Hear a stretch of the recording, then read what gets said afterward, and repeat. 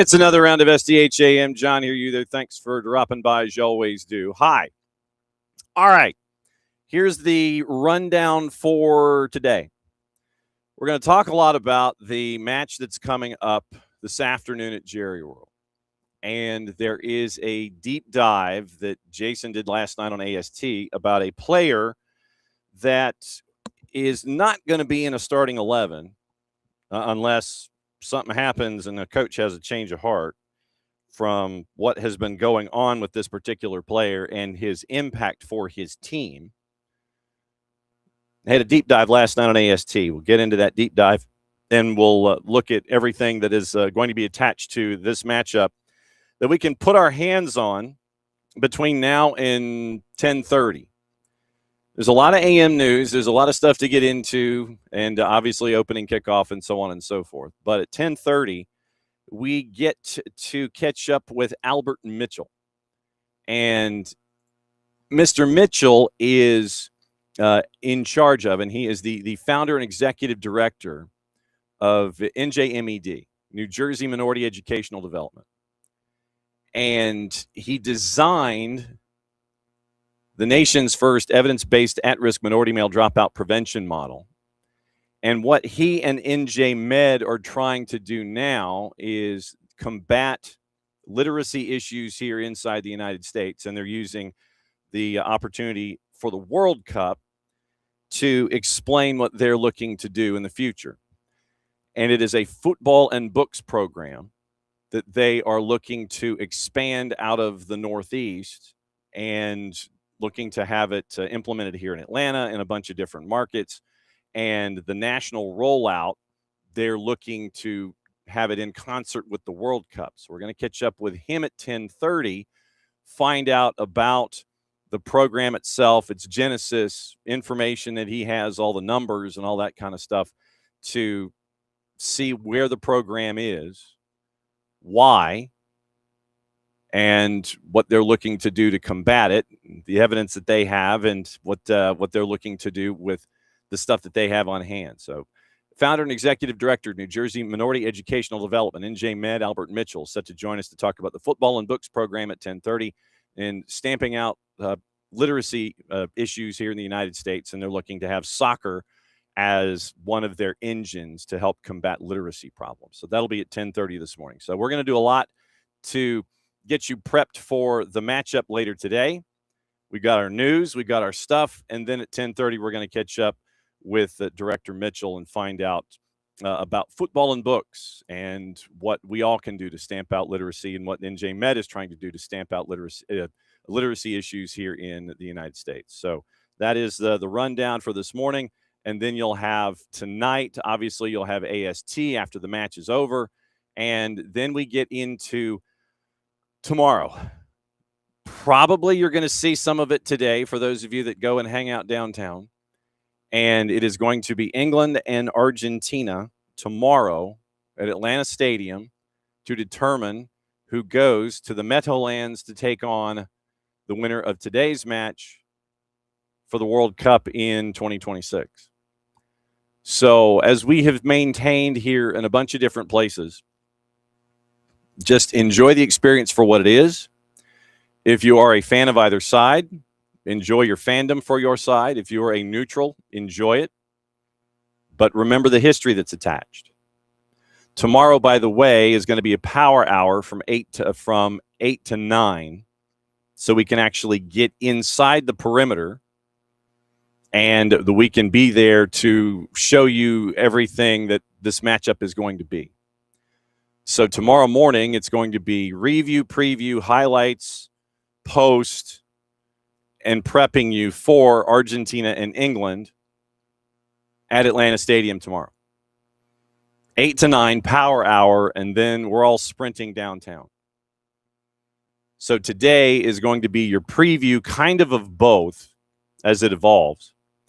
Later today, it is going to be the press conference opportunities. It's going to be a mixed zone at Atlanta Stadium on England. You're going to get to hear Thomas Tuchel this evening, because they're not going to compete. The press conference time is not going to compete with the match. So they've kind of slid it back a little bit from what the original time was. Match is going to be happening in Dallas. Match is over. Then late this afternoon, early this evening, you're going to get opportunities to catch up with players from England. You're going to have the Thomas Tuchel press conference, and you're going to have the Lionel Scaloni press conference. And then they're going to be off and running in their MD-1s to make sure that everybody is gassed up and ready to go for their game tomorrow afternoon. But tomorrow's going to be an 8 to 9 power hour here on the network. And then that way we'll get you ready for everything. And then watch however you are watching. We'll go over ticket prices and the secondary market also as a part of our programming today. So that's the rundown over the next day and a half, basically. So it's going to be us to lead off today. You've got your press conferences. You've got all your news and notes. The match is going to happen this afternoon. After the match, Jason will have AST tonight. And then you'll have that as your reference point tomorrow between 8 and 9. We'll have our power hour. And then the match will happen. And then we'll have post-match after that. I believe Jason and AST are going to be at 6 o'clock tomorrow night, depending on when the match ends. And so he'll be in South Downtown tomorrow, 6 o'clock-ish. Let's put it that way. 6 o'clock in pencil after Argentina and England. And so we'll have all of that ready for you as best we can tomorrow. So next day or so, we're going to be covering a lot of these two matchups that are going to be happening here. And it's going to be an absolute blast. And Morning Will, yes, that is the other part of what is going on this morning. We do have, by the way, a Five Stripes Don't Stop. We have a Five Stripes Don't Stop at 9:00 what? Hang on just a second, and I will tell you when it was. We had a Five Stripes Don't Stop after yesterday, where it was announced that the sheriff is in town. So as of 9:01, you have a Chilean jersey, Chilean national team jersey in a backpack to go with a pair of Adidas cleats, an Andes postcard, and then the closing of the backpack. So this means, obviously, that we'll have something to talk about at 10 o'clock as well when it comes to Atlanta United. And that will continue to add to the stacks as Atlanta United is chasing after the second half of the year. Junior Alonso posted his message yesterday to social media. The Hoff has a conversation with Junior Alonso, and that is going to be that was posted as well. So let me see where we can find that. Hang on just a second. So let me see if we can let me see where the Hoff's conversation with the sheriff is, because I saw it. Okay, so it's on the YouTube channel. So it is the Hoff and Junior Alonso followed the club all the way back to 17, mentoring homegrowns, finding out the nickname, the sheriff, and it's going to be the Hoff and Junior Alonso on the YouTube channel for Atlanta United. So go see the Hoff and Junior Alonso. I would imagine there's going to be another conversation coming up rather quickly with this other Five Stripes Don't Stop that we saw at 9 o'clock this morning. So in about 45 minutes, we'll have our answer. There are, how do we phrase this? There are directions that we are leaning. And so we'll keep an eye out on that. I have an idea as to who it may be, considering the gossip, rumor, and innuendo that has happened over the last couple of weeks. So we'll see if that is in fact the case, and continuing to add pieces from what has been subtracted because of contracts and lack of contracts being renewed and players being sent back on loan and those kinds of things. So Saba out, Galarza's loan not renewed, Barakal's loan not renewed. And so now you've added Junior Alonso at the back. We'll see what happens at 10 o'clock, and we will proceed in that direction as well. So there's a lot to keep our eyes on. Head on a swivel. This is a head on a swivel day. Tomorrow is even more of a head on a swivel day. So tomorrow, with it being what it is, enjoy it for the experience, because it is going to be one of the largest days that the city has ever had when it comes to a sporting event, its meaning and its place.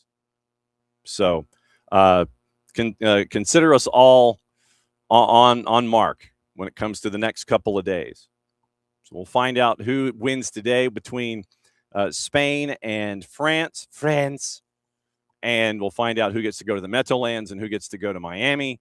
And then tomorrow, we'll find out who goes to the Meadowlands and who goes to Miami between Argentina and England. So that's the rundown there. Just a couple of programming notes. Thursday, obviously, is going to be a lot of post-game and getting you ready for the weekend as it is. MLS is back. They have started their media campaign. Thursday is actually when matches start. So Thursday and Friday, getting you ready for Friday. Our friend Lucas Panzica is going to be joining us, I believe, on Friday morning to get us ready for opposition research as Atlanta goes to take on Nashville on Friday. We are also going to be efforting our friends from Apple TV, which reminds me I need to send that email today. And then also we're going to be having a conversation with Simon Jenkins from The Guardian. And Simon Jenkins, along with Max Hastings, produced one of the more well-known, one of the seminal books for the Falklands War. Max Hastings and Simon Jenkins, back in the mid-'80s, wrote The Battle for the Falklands. And so we're catching up with Simon Jenkins Friday morning. I don't know if it's going to be on tape since he is in England. And I don't know if it's going to be live or on tape. I'll let you know. But Simon Jenkins from The Guardian, who wrote The Battle for the Falklands, is going to be with us kind of as a guest wrapping up what happened in the midweek and explaining. It's like the England side of Falklands War 101. And so we're also efforting an Argentine guest as well. So Falklands War 101 class will be on Friday with Simon Jenkins, in addition to everything else that we have going on Fridays. So we're efforting Lucas Panzica from Nashville. We'll have Simon Jenkins from The Guardian to talk about the Falklands War and England and Argentina. Should have some fun with our friends from Apple TV, efforting our friends from Beyond Goals Mentoring. So we might be going long, and it's already Tuesday, and I'm looking at Friday, and I'm going, yeah, we're probably going long. So that's I think that's the rundown for the remainder of the week. But yeah, Simon Jenkins from The Guardian is going to be joining us on Friday, and can't thank them enough for the quick turn when it comes to having him available to us. Yes. Yeah, well, yeah, and that's it. It is Malvinas and Falklands and all of that. Because, and sidebar, I'm calling a sidebar. Before we get into opening kickoff,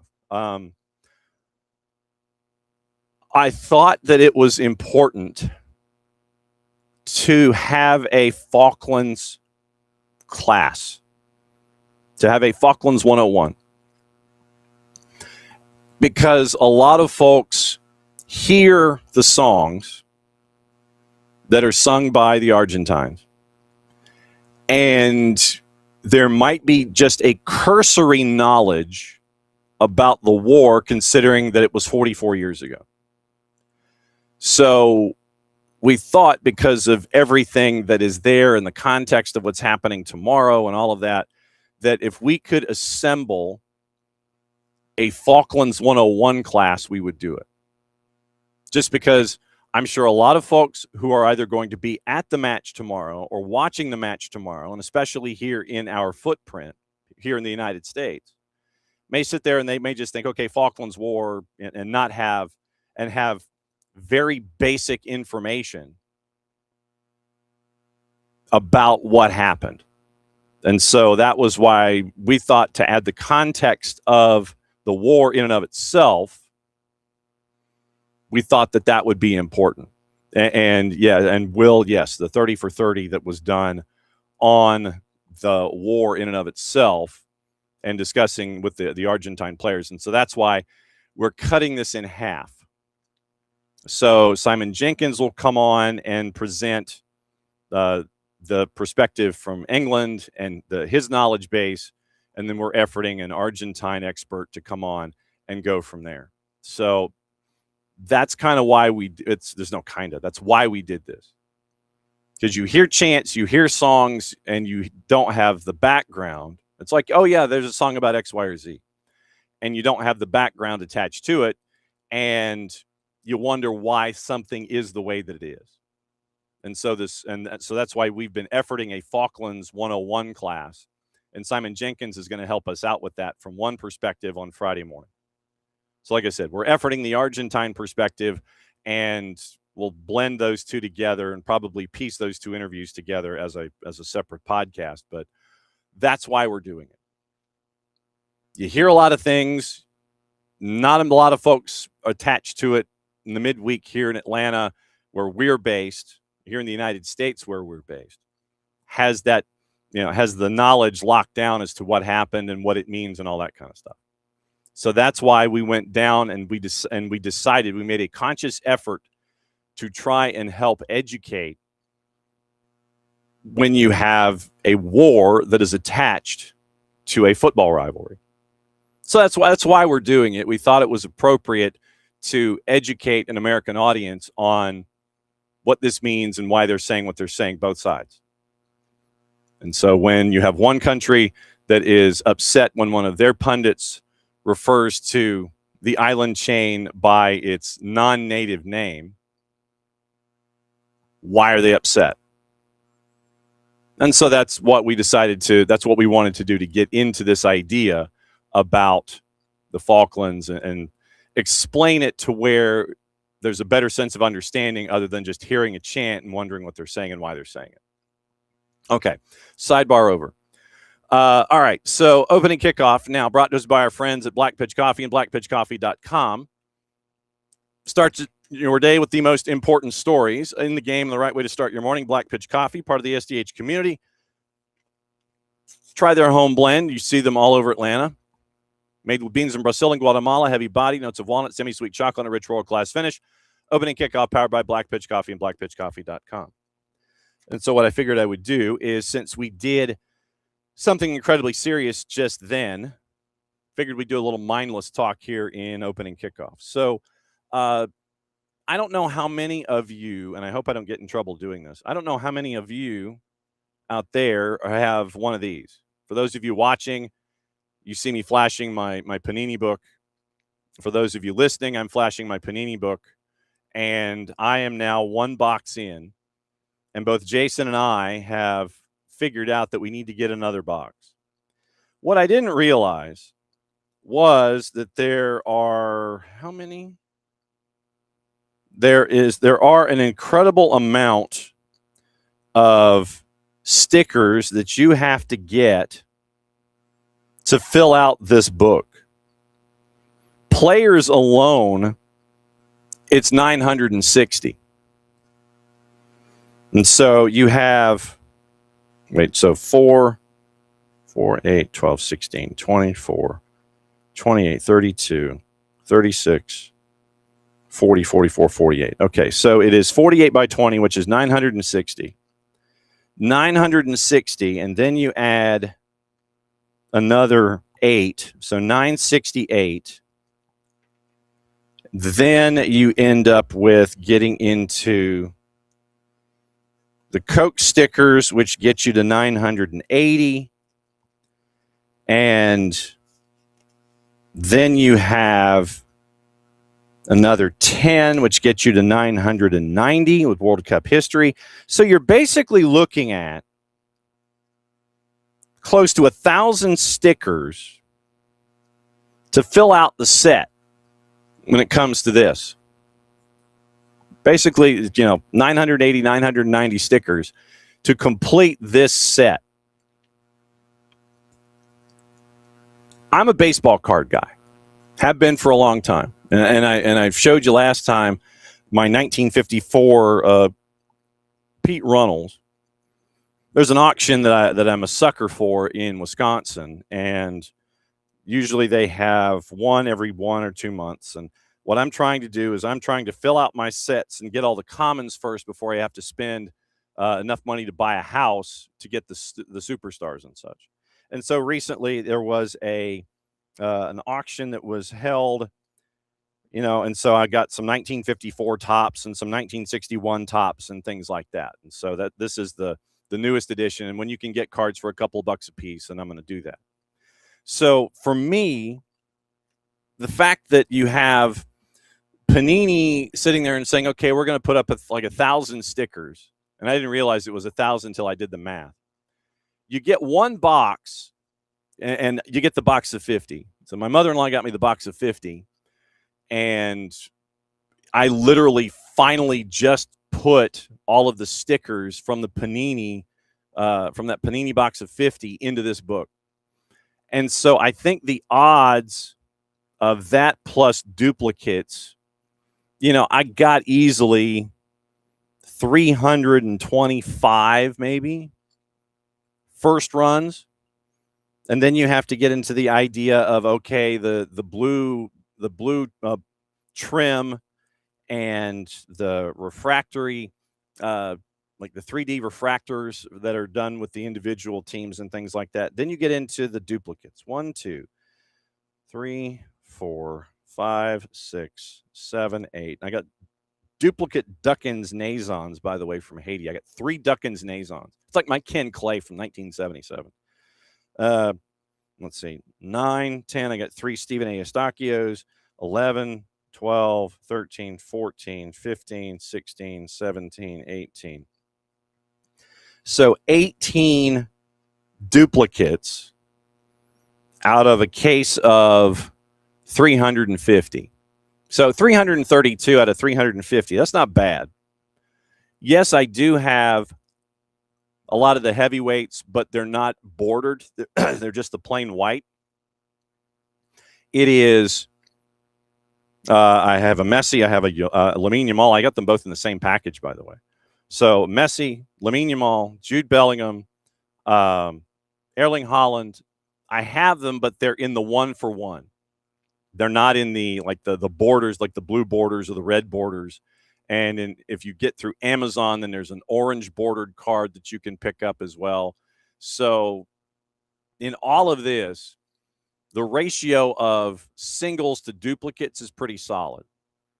But I would still, if I'm continuing that ratio, I'm still buying 3 boxes to complete the set.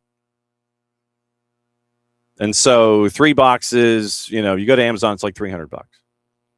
So this is the cost benefit analysis part of all of this is like, is it worth it? Probably, because it's the last one of a lot of different stars, Luka Modric and such. So and literally you're going, okay, do I do the 50 that I can get through Panini itself and drop that money and figure it out, or do I still keep buying boxes? I just need another box, and I'll see how close I am to completing everything. It's probably going to end up being 3 boxes and then going to Panini to get the extra 50 to get this done. So you can see what the outlay is going to be to make sure that this floppy book has all of the stickers in what could be the last ever, and this is what they're saying anyway, that it could be the last ever Panini issued sticker set. So I don't know where you are on yours. I'm a third good on mine. It's like 318. So, kind of a third, 30%. We'll say that. So 30% done after 1 box. I'm hoping to extrapolate the rest of that as we go forward. I didn't know where you were, if you were a sticker person or not. But as a baseball card person, I have fallen victim to the Panini sticker album. And my name is John, and I'm addicted to Panini stickers and filling out my book. Hi, John. That's Opening Kickoff, brought to us by our friends at Kickoff Coffee and Kickoff Coffee. And wow, old sponsor. Sorry, read the copy, John. Opening Kickoff brought to you by Black Pitch Coffee, blackpitchcoffee.com. Starting your day with the most important stories in the game. Right way to start your morning. Black Pitch Coffee, part of the SDH community, showing up at events all over Atlanta. Try their home blend made with beans from Brazil and Guatemala, heavy body, notes of walnut, semi-sweet chocolate, and a rich world-class finish. Opening Kickoff, powered by Black Pitch Coffee and blackpitchcoffee.com. Okay. Yes, I'm taking my hydration break a little early. I don't know if you know this, but there's a game in Dallas today, and it's fairly important. You got the juice boxes all over the place, And if you look at the final four teams that are in this tournament, then it is these two teams are probably 1 and 2. And then you also have the teams tomorrow. One of the teams that's tomorrow might be the number 4, and they're the defending champ. By the way, did you know we have Champions League qualifying today? France and Spain, 3 o'clock, Jerry World. France right now is a plus 140. And that reminds me that I need to do this round of the medio. So it will be out about noon. So let me get done with the show. Then we'll do the medio in the Discord, and we'll be ready to go. But yes, it'll be the winners of these two games plus props attached. So that's your warning. I knew I forgot to do something. I got to write this down. So medio, I've got to write that down. All right. So medio is going to get done before the kickoff at 3 o'clock. France is a plus 140. 90-minute draw is a plus 210. That's where I think this is going. And Spain to win is a plus 220. Anticipated crowd of 11 gazillion people in and around Jerry World. Just to let you know how much of a ticket this is. Literally, you go to your favorite second chance purchaser, and right now, for match 101, get in price at Jerry World. By the way, no more than 4 tickets per match per household. No more than 40 total tickets per household for the tournament. Get in price. It's been hovering around $1,300. Get in price in the 400s, and these opened up today. Just over $1,325 per ticket to get in the 400s. Then you're looking at 300s and then suites. 300 level, $1,440. Suites in the 300 level, just under $2,000. Suites in the 200 level, over $2,000. $1,745 to get tickets, not in suites. Then you're looking at $2,000 to get in the corners. But then you get into the suites, it's getting closer to $2,500. End zones in the supporters sections, you're looking at $1,800, $1,700. And then, once again, you're looking $1,400 to get up high in the 400s. And then there are tickets that are more expensive to be in the suites in the 200s slightly than to be in the corners in the 100s. So $1,325 to about $2,000 is where things are at Jerry World. Maxing out at $3,000 if you want to get suites. To give you an idea, and we'll keep an eye on this, the get-in price tomorrow for 3 o'clock, Atlanta Stadium, the get-in price in the 300s is over $3,500. You want to get into the lower levels in the corners or close to the suites?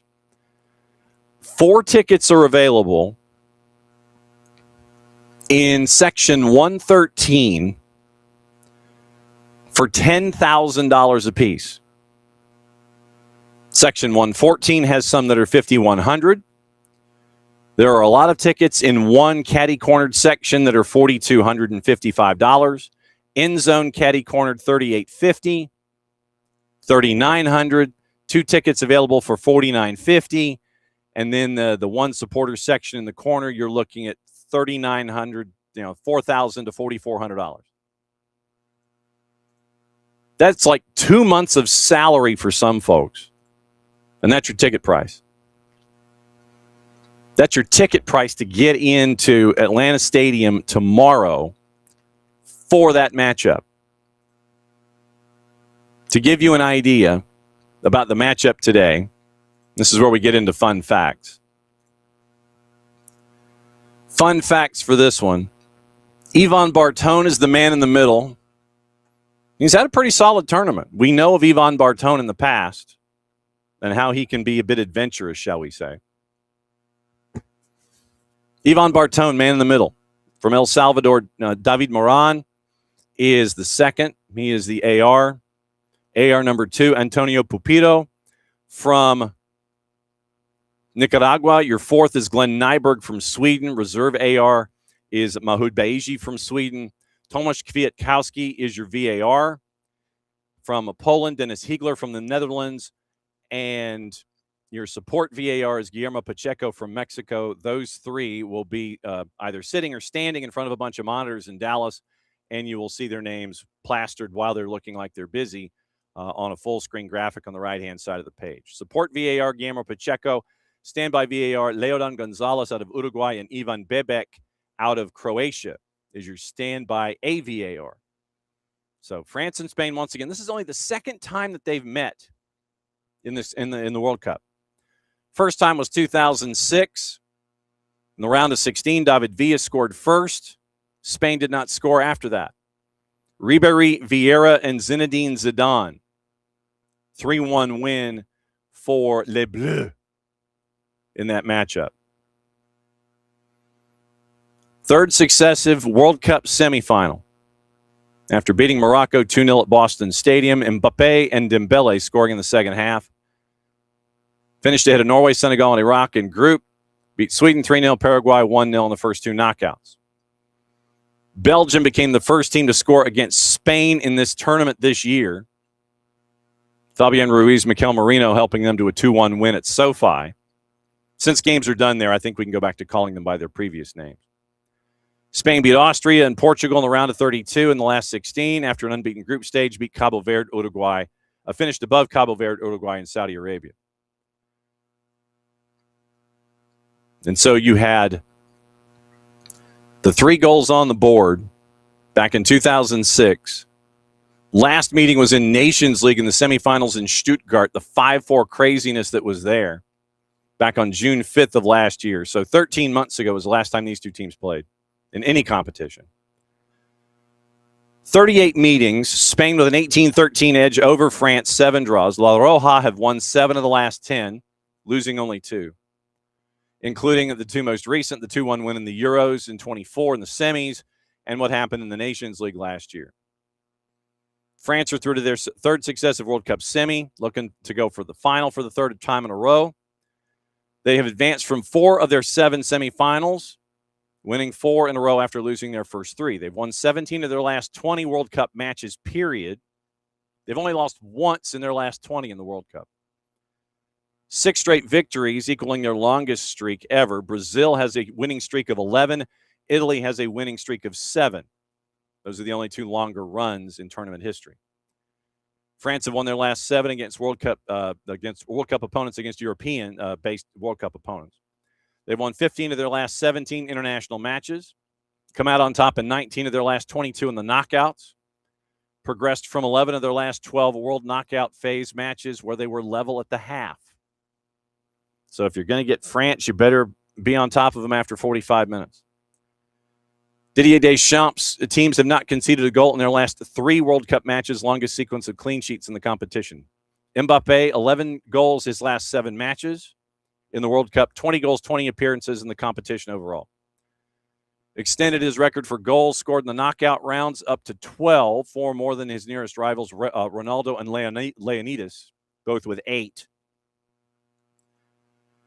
Ousmane Dembélé, who was given permission to score by dictator Mbappe, just the 3rd French player to net 5 goals in a single edition of the tournament after Just Fontaine in 58 and Mbappe in 22 and 26. Spain unbeaten in regular time in their last 36 matches. They are 27-0-9 in a run going back to a loss against Colombia in a friendly in London in March of 24. This is their longest ever unbeaten run, surpassing the record of 35, which went from 2007 to 2009. Second semifinal for Spain. Last time they did was in 2010 when they beat Germany 1-0 and went on to win the tournament. 1950, they finished 4th in a final round group. Total of 11 goals has their best tally in a single World Cup, which came back in 1986. They've won 6 of their last 7 knockout matches against European opposition. The loss was in 2018 when they drew the one that was not a win, was a draw 1-1 against Russia back in 2018 before losing in PKs. Spain won their last 5 World Cup fixtures, 1 away from equaling their best win streak in the competition, which they got in 2010. They've only given up 1 goal in their 6 matches in the 26 finals. Fabian Ruiz, 10 major trophies at PSG. France's squad contains 5 PSG teammates: Dembele, Barcola, Zaire Emery, Desiree Doué, and Lucas Hernandez. Jules Koundé has played for Barca for 4 years. 3 La Liga titles. Teammates with 8 members of Spain's squad: Garcia, Cubarsí, Dani Olmo, Pedri Gavi, Eric Garcia, Ferran Torres, and Lamine Yamal. Koundé played for Sevilla from 19 to 22, winning Europa League in his debut season there. Tchouaméni has been at Real Madrid since 22. Double in the 23-24 season, 6 other trophies. Mbappé joined from PSG in 24, teammate of Fabian Ruiz. Tchouaméni and Mbappé joined at Real Madrid next season by Konate and Cucurella. William Saliba won the Premier League with Arsenal alongside Spain trio David Raya, Martin Zubamendi, and Mikel Merino. Maxence Lacroix, Jean-Philippe Mateta play for Crystal Palace with Spain's Jeremy Pino. Ryan Cherki is a teammate of Rodri. In 7 matches as a head coach, Deschamps against Spain at 2-1-4.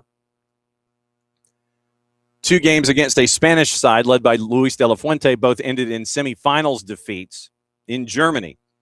2-1-24 in the Euros, 5-4 in the Nations League. 3 of Lamine Yamal's 7 goals for Spain have come against France, all in the semis. Scored once in their meeting in the Euros, twice in Nations League. Mbappé got the winner when France beat Spain in the 2021 Nations League final in Milan after Oyarzabal opened the scoring for Spain. So that's your rundown of all of your fun stats and fun facts that are attached to this matchup. But there is one individual that has been causing a lot of problems for the opposition in this tournament from a Spain perspective. And he's done it more than once. When you have someone who can come off the bench and raise all kinds of you-know-what, it's going to be something that you've got to put in a spot shadow. We're talking about Mikel Merino. Mikel Merino in this tournament gets a goal at 90+1, gets a goal in the 88th. So if you believe in trends, I would anticipate a Merino goal, depending on if you believe 90+1 to be 91, either in the 85th or the 86th minute today in Dallas. Atlanta Soccer tonight, Jason went into a deep dive on Mikel Merino and why he is such a problem. And he is, in fact, a problem. And here is that, well, no, that's yesterday. So hang on. It's like, seriously, it's like you're trying to get everything squared away. You're sitting there and you're trying to talk about stuff, and then you don't load it, you moron. Unbelievable. But not really. So here is, jeez. Wow. Okay. So here is the AST breakdown of Mikel Merino as a player to watch, not anticipated in a starting 11. We'll go back and let you know about the starting 11s in after we're done here. We'll give you the starting 11s from last time and see how much we anticipate change. Unless something happened that we don't know about, this guy's coming off the bench. And here's why he has been such a problem for the opposition when they go up against Spain. Here's Jason's breakdown of Mikel Merino on AST. He can handle that a little bit more. I think you lose some elements with Fabian Ruiz versus Pedri. I think Pedri is the potentially more effective player here. Maybe the more dangerous player is the better way to put it. But Fabian Ruiz paired with Rodri might make you a little bit stronger. So I'm fascinated at that decision. But here's the other thing about Spain that France is going to have to be aware of. Mikel Merino. He's been the super sub in this tournament. And he's been the super sub really in general in terms of either coming off the bench or just being that guy late in games.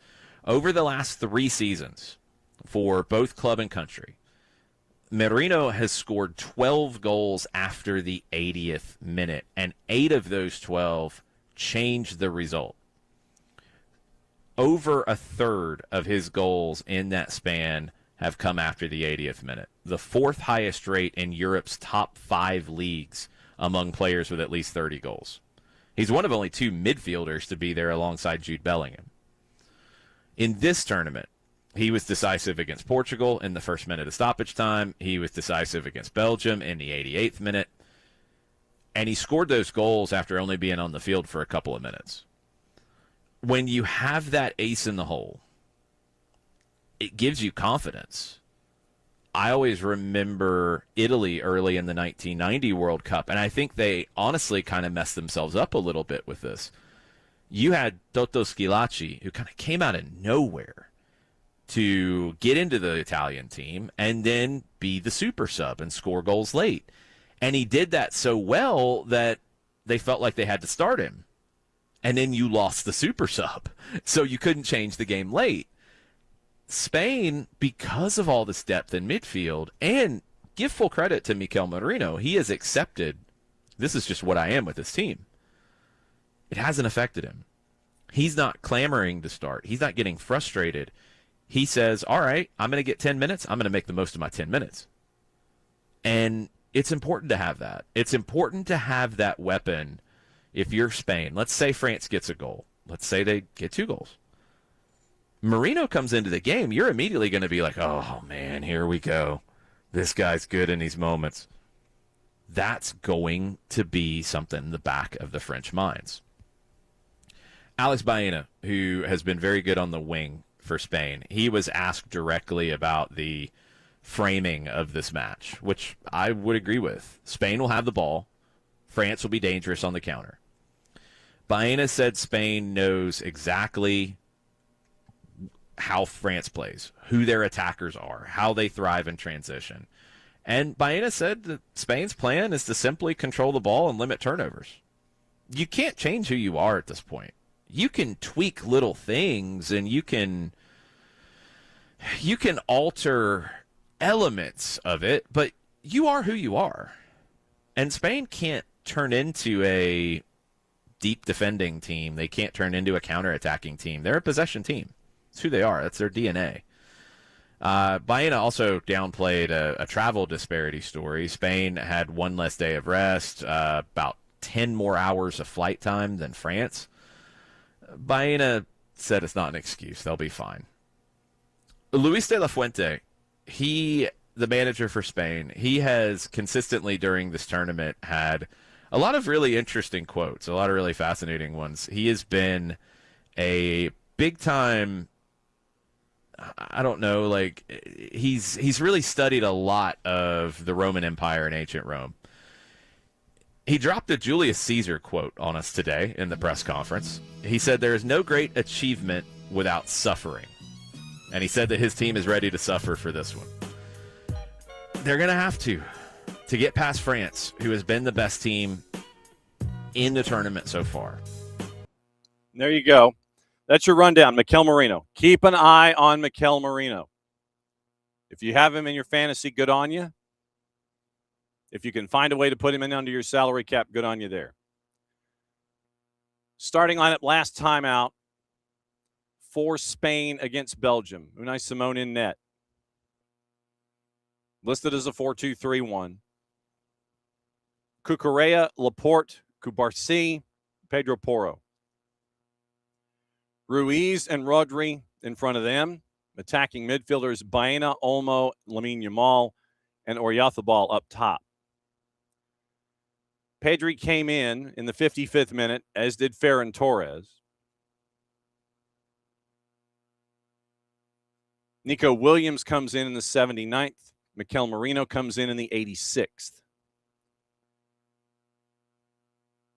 So that was your substitution pattern going up against Belgium. So Merino scores in the 88th minute for the number 2 team, according to the FIFA rankings, knocking off number 9 at SoFi. So that was the Spain lineup last time. France's lineup last time for the number 3 team in the world. Mbappe scores in the 60th. Dembélé scores in the 66th. 2-0 over Morocco, who's ranked at number 7. So the lineup there, once again, shouldn't be any real surprises. Although Dictator Mbappe did end up with your hat trick and got the goal, assist, and a penalty save. Ball don't lie. Morning, Dawn Star. Lineup for France last time out. Mikey Magnon in net in a matching 4-2-3-1, at least until the whistle blows. Digne, Saliba, Upamecano, and Jules Kounde at the back. Rabiot and Kone ahead of them. 3 attacking midfielders. Doué, Olise, Dembele, and Mbappe up top at an 8.6, subbed out after 77 minutes. With all of the focus on Mbappe and Dembele, I don't know if it's fair to say or not, but maybe one of the more underrated guys in this tournament has been Michael Olise. Olise, last time out, punched a 7.7, 77 touches, playing the full 90 minutes, 40 of 50 passing at 80%, 1 chance created, 2 shots off target, had the 1 blocked shot, 77 touches, 5 touches inside the opponent's 18, 4 successful dribbles on the day, 9 passes into the final third in the attack against Morocco. 1 cross, 2 corners, dispossessed once as well. 4 defensive contributions, 2 tackles, 2 picks, 4 recoveries, 1 dribble pass. 10 of 17 on his duels on the ground, and he was fouled 4 times. Olise kind of hovering in the back.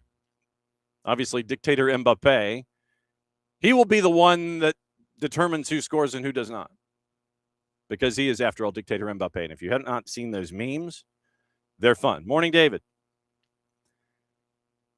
So maybe with everyone focused on Dictator Mbappe and his lieutenant Ousmane Dembele, maybe this is a chance for Doué and Olise to get some work done against an incredibly tight defense in Spain that, once again, has only given up 1 goal. And you had a north of 600-minute shutout streak for Unai Simon in this matchup. And so if you picture Lamine Yamal on the left-hand side, or Lamine Yamal on the right-hand side of the attack, this to me is going to be interesting. Because if you have Doué and Olise, you figure Mbappe and Dembele are going to be working down the right-hand side of the defense. So if that right-hand side is Rodri, Porro, Lamine Yamal helping out on defense, going up against Mbappe, Dembele, you've got that right-hand side. So let me, I just flipped I flipped my pictures. Hang on. All right, so Lamine Yamal that way. Okay, so it would be Lamine Yamal, Rodri, Porro against, Doué and Olise down the left-hand side of the attack versus the right-hand side of the defense, which would be Rodri, Porro, Cubarsí, Lamine Yamal. So you're running at Cubarsí, who is, he 19 years old, and he is discomposed. Of course, playing for Barcelona will do that for you. But to give you an idea about Cubarsí and his defensive numbers, 89 of 91 passing in the Belgium match for Cubarsí. 2 chances created, 106 touches, 12 passes into the final third from a right center back location. But remember, we sit there and it's loose construct and all that. So positioned at right center back, Cubarsí at the age of 19 against Belgium in the quarters. 106 touches, 12 passes into the final third for Pau Cubarsí. 1 accurate long ball, 8 defensive contributions, 5 clears, 2 picks, 3 recoveries, and he was 4 of 8 on his duels. He was fouled once as well. But 106 touches, 98% passing at 89 and 91.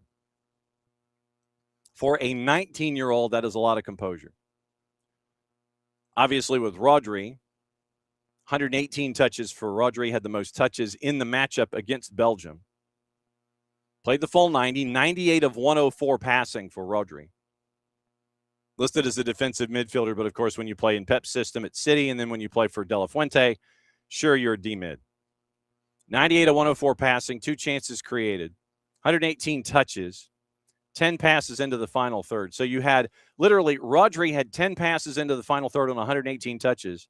The center back behind him in the defense had 2 more passes into the final third.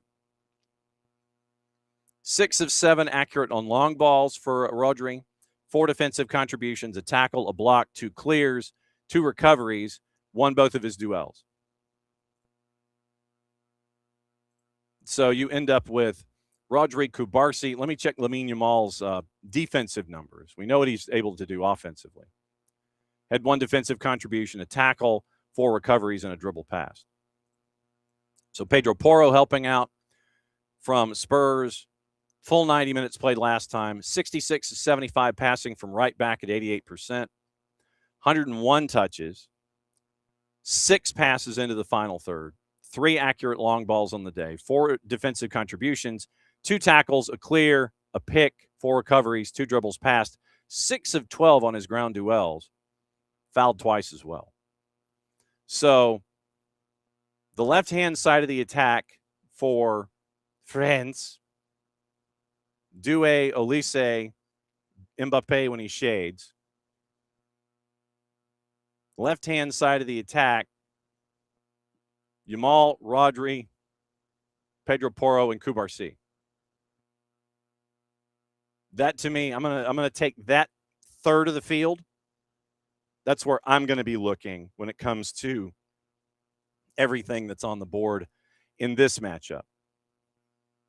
So that's just me. And Oyarzabal, by the way, 79 minutes, a 7.4. Considering what happened in match number 1 against Cabo Verde, where Oyarzabal was a non-factor, he has caught fire ever since. 33 touches last time out against Belgium. Played 79 minutes, 22 of 25 passing from the striker position.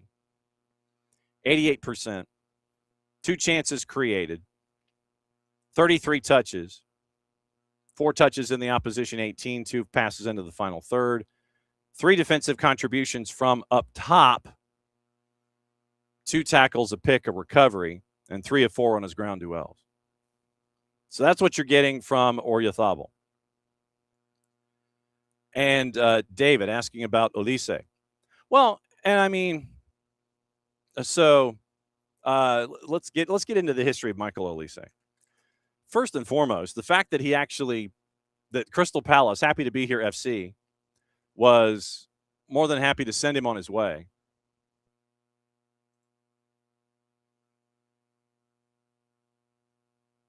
Born in England, playing for the French national team, international career. So Olise was eligible to represent France, Algeria, or Nigeria internationally through his parentage. When he was asked why he chose to represent France rather than England, Olise said, "I've always had a connection with the France national team. That is why I play for France. That's why I will play for France.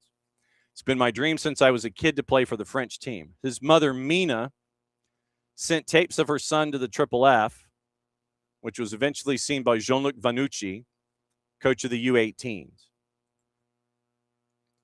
And so Olise, heading into the international break in September of 24, was given his first senior call-up by Didier Deschamps as they were getting ready for Italy and Belgium in the Nations League. The quiz was, is it because your mother was born in France? And he said, no. I've always had a connection with the French national team, and that is why I play for France. That's from Liam Wraith at Get French Football News. 7 of 11 of France's 11 goals in the Olympic tournament to start things off, but he's always had a connection with the French national team. The fact that his mother is French by birth was not the reason. He just felt, I've always had a connection. So I don't, it might have been, and it might have been logjam. It might have been, but this is something that has gone on since he was U18. So for 7 years, this has been this has been part of his pathway. Tape goes to Jean-Luc Vanucci, coach of the French national U18s. May 27th of 2019, Olise called up to the U18s for Toulon. Made his debut against Qatar. March of 21, named as a standby for the squad in AFCON qualifiers. The standby for the Nigeria squad in March of 21. March of 22, Olise was called up to the France U21s for the first time. Made his debut in the 2-0 win over our Faroe Islands. Final squad call-up for the Paris Olympics in 24. Received that first cap July 4th for the French Olympic team in a friendly against Paraguay. 2 goals, 5 assists, and a silver medal for them in the 24 Olympics.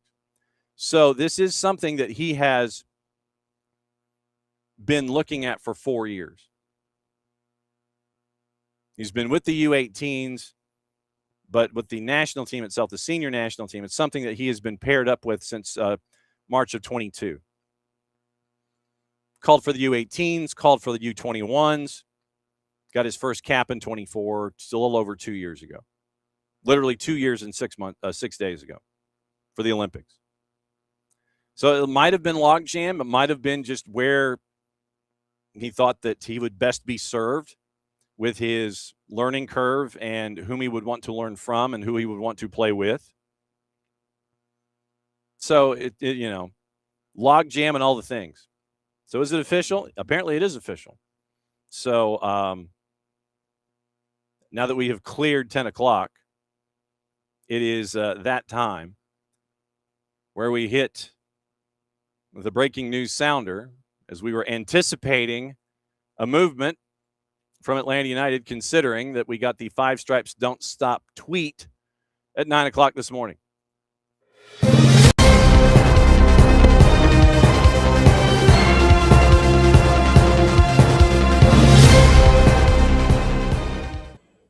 It is official. Paulo Diaz has announced his signing with Atlanta United through the 28 season, options for 29 and 30 coming from River Plate. Defender from Santa Cruz, Chile, playing for River Plate in Argentina, dating back to my birthday, actually.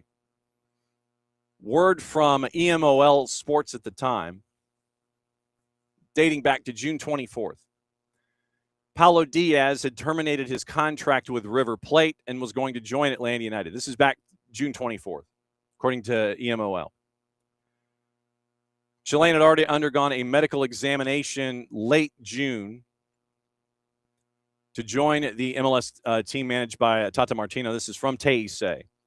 222 matches, 13 goals, 7 titles, 2 professional leagues, 2 Argentine Super Cups, 2 Champions trophies, and an Argentine Cup in 2019. First part of the 7 years at River went well for him, according to Teise, but lately heavily criticized for poor performances. Had a contract with River until the end of 2027, lost a lot of prominence this season, especially after the arrival of Coach Eduardo Coudet. Not even included in the delegation late June that traveled to Spain for preseason training, made to train separately with other players who were dropped from the squad in Buenos Aires. And so the club, meaning River Plate, got to save a significant amount of money, very high salary at the time. And so the article, once again, from EMOL the week before, River Plate, this is their headline. River Plate makes an official announcement and takes a drastic decision regarding Paulo Diaz. River Plate wanted to get rid of Paulo Diaz, made the announcement back on the 17th. Argentine club released a statement saying that, once again, he wouldn't be a part of the traveling party. In that context, the club had announced that Diaz, Maxi Meza, Herman Pezea, Fabricio Bustos, Alexander Voisky, Maxi Salas, and Juliano Galopo would not be a part of the delegation and must report to train on the 22nd. Argentine media had reported a major squad overhaul at River. Noteworthy that the list included, in addition to Diaz, Pezea, and Salas, River Plate paid around $9 million last year for the Palestino and O'Higgins player.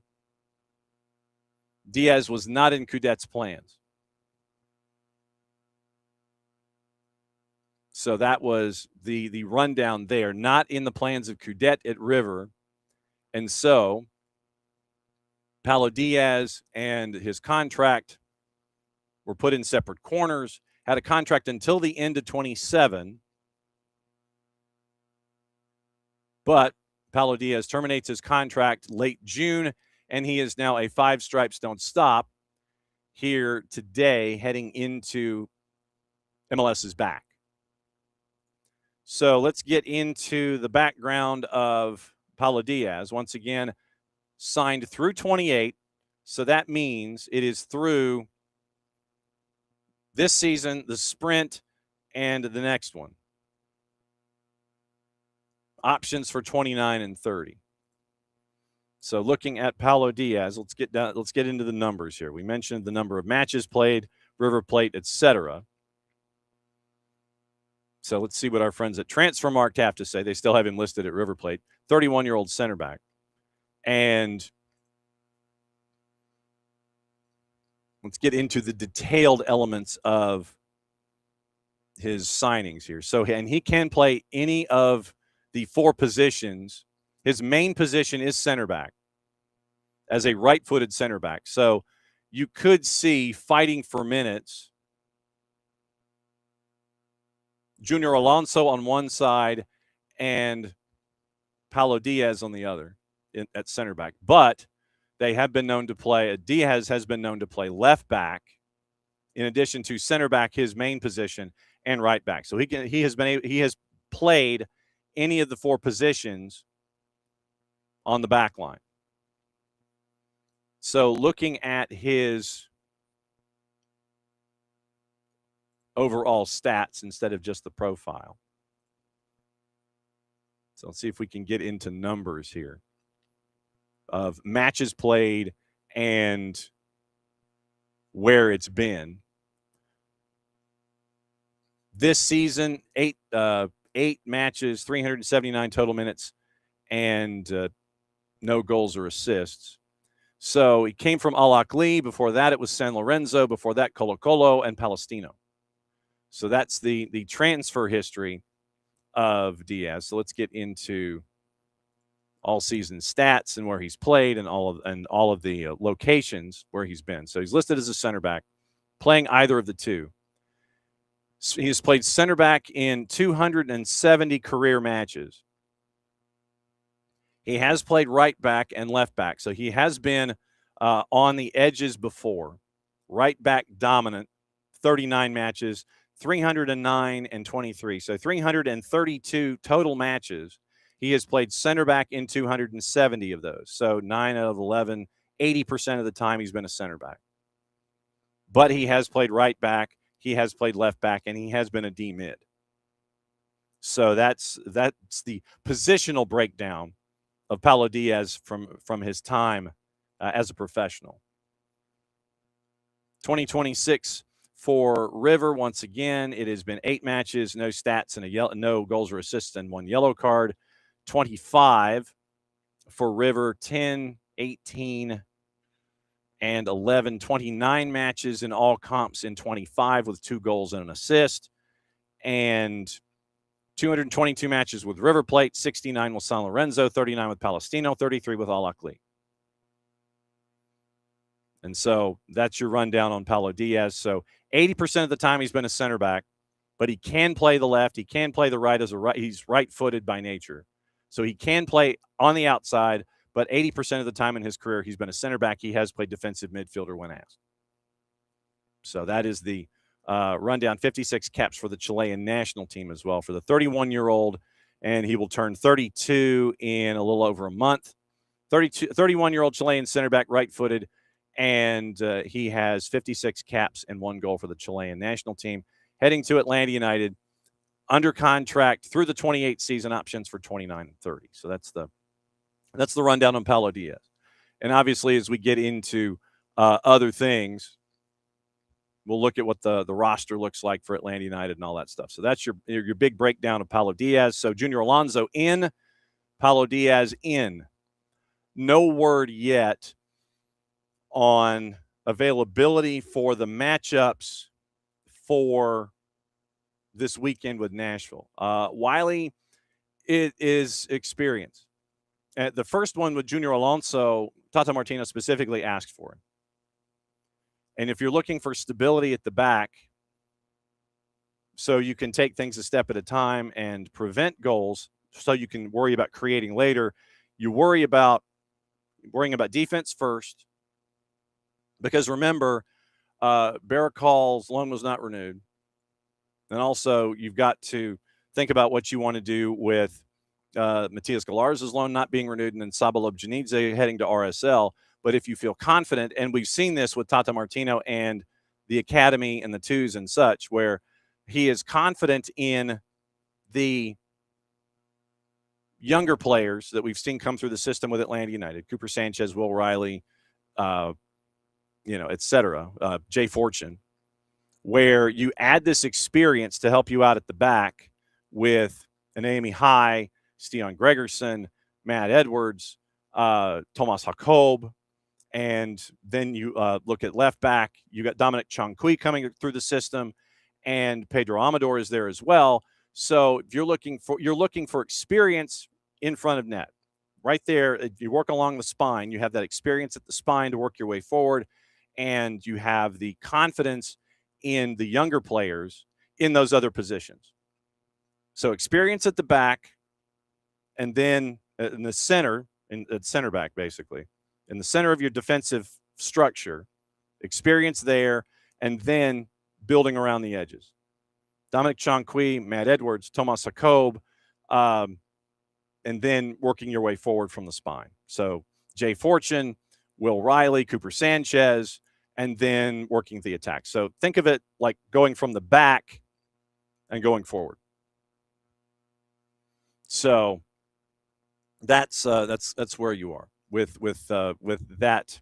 And this is just me extrapolating the transactions. Like I said, I do not have Tata Martino's ear, but if you're looking to shore things up at the back, you get experience. It does not mean that Junior Alonso and Paulo Diaz are going to be instantly starting, but it adds to the experience that you have. And one other element in this is schedule compression that's attached. Well, I mean, Wiley's talking about kicking the can and developing players. They're developing players in other spaces. And also, if you're looking at the twos, you've also got Matthew Sananu and Toto Majoub and Mohamed Cisse. But you're looking at them on a daily basis and giving them time to develop while you bring in this experience. And remember, when you sign someone to a contract of a length, this is one of the things that I always remind folks. When you sign folks to a contract of length, you're controlling the asset for that long. So that way you're not just sitting there and doing like a temporary patch on a tire. You're having them here. If they work out and they're successful in that run, fine. If for some reason they don't, you still are in control of that asset. And if someone wants to come by and say, hey, I like what I see in that individual, you're still in a decent bargaining position if down the line someone knocks on your door and is interested in somebody. That's why you sign contracts for lengths that you do. If they work out and they're fantastic in the length of that contract, that's what you got them for in a perfect world. But at the same time, you're controlling the asset for the length of that contract. What was I going to do? Man, I zoned out completely. So we've got the development, but like I said, if you have faith in the younger players along the edges and the outside, then schedule compression. That's what I was doing. Okay, so looking at schedule compression, And that's the other part of this too. Because of the sprint to go in, you're going to need depth. In whatever form it takes, you're going to need that depth. So the schedule for Atlanta United, just to give you an idea. So here in July, going into the World Cup break, you're playing 3 matches in 8 days. Nashville on the 17th, Charlotte on the 22nd, New England on the 25th. All of those are on the road. Then you go into the World Cup. You go into the All-Star break. It only affects Miguel, but August 1st, you're in Philly. Then you come back to Mercedes-Benz after the August window. Then you have your first home match on the 15th of August. 4 days later, you play in Minneapolis at Allianz. 4 days later, you're back home to take on Sporting Kansas City. Then on the 29th, you're playing Charlotte here in Atlanta. Then you've got Messi and friends at New Stadium on the 5th of September. Atlanta's hosting the Purple Team on the 9th. You're going to D.C. on the 12th. Then you've got a week to breathe before you go to Portland, a week to breathe before NYC.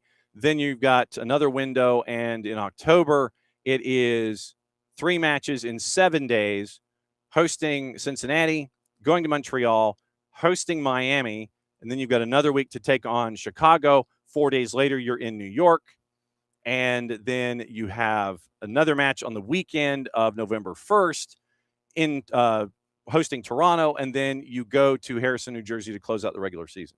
So you're also looking at experience down a schedule compression that's attached. So that's where we are here. For experience in a bunch of different places, and you're also checking in on how things can orient themselves in positions of need because of loans, et cetera, and working your way forward to deal with trying to get into the playoffs, dealing with schedule compression on multiple fronts. So you need that experience down the line, and also you're going to need that experience to figure out who you want to start. Who's going to be my starters? You have that kind of a challenge every single day at practice, and then you work forward and lay it all out that way. Okay, let me, since we are past the top of the hour, and we're going to catch up with Albert Mitchell here in a second, we get in our hydration break here, because I forgot to do that at the top of the hour. So everyone hydrate, because I've been talking for an hour and 15 minutes. So everyone hydrate, grab your hydration, and brought to us by our friends at local Vine Beer, Wine, and Liquor stores, 2 locations in the Atlanta area, Johns Creek and Cumberland. Cumberland, it's off Cumberland Parkway and Cobb Parkway. And thanks to them for being great friends and hosts for us here in 2026. So please, everyone, hydrate. And I apologize for doing that as loudly as I did, because that sounded loud in my headset. All right. So our guest is here for hour number 2. And what I wanted to do was when Director Mitchell came in and we were having conversations back and forth, it's an opportunity for a bit of an education on our front. And it's part of our mission statement here, to continue to educate and grow the game, and to be able to attach yourself to the growth of the game and helping out off the field as well as you're trying to grow the game, and using soccer as an element of change and support and all of this. So there is a program that is started in the Northeast, and it was started by NJ Med. And for those of you that don't know what NJ Med is, it is the New Jersey Minority Educational Development. And Albert Mitchell, who's going to be joining us here in a sec, he is the founder and executive director of NJ Med. He's designed, managed, and coordinated the nation's first evidence-based at-risk minority male dropout prevention model. And from 96 to 2006, the 100% graduation rate program, if I get my upper plate to work, raised high school graduation rates by 49%, college enrollment by 41%. And so this is from their base in New Jersey. What they're trying to do now is tackle literacy and how we can have young people, and I mean young people. You start them early when it comes to books, you start them early when it comes to learning, and you get them on that path of literacy. And that's what NJ Med wants to do with their Futbol and Books program. And so they're rolling out Futbol and Books because of the World Cup. They're rolling it out nationally, and they're looking to do it here in the Southeastern footprint, especially with the semifinal coming up tomorrow. And it's an opportunity for us to find out about Futbol and Books, to find out about NJ Med, and find out the challenges that are attached to it, and whether you're looking at public response, whether you're looking at honestly, public perception, all those kinds of things. And so it was an opportunity for us to find out about NJ Med and find out about Futbol for Books. And so now we bring in Albert Mitchell to discuss. Director Mitchell, good morning. Thanks for dropping by. Hey, good morning, John. How are you? You tell me. You're the one that's tackling the larger issues. Yeah, well, we're excited about the campaign, Futbol and Books. We're trying to reach at least 1 million children by 2030. The goal is a part of the United Nations goals, Sustainable Developmental Goals. Goal number 4 specifically is to ensure inclusive and equitable quality education and life learning opportunities.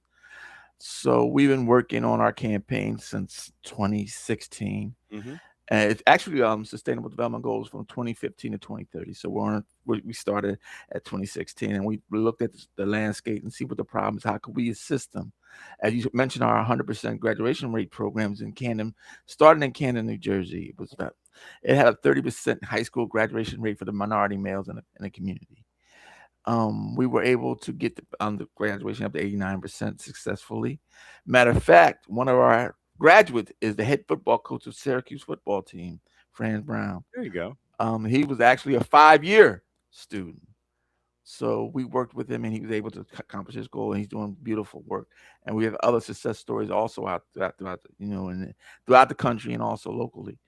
Our goal is to find a way to support. Now, when we talk about minority, we deal with issues that are affecting less than the majority problem. Right. Yeah. So we're talking. It includes whites, Hispanics, and Native Americans as well, and blacks. So we've created a program we feel that can help support the UN, and that was to create a program targeting the biggest issue that's facing the country.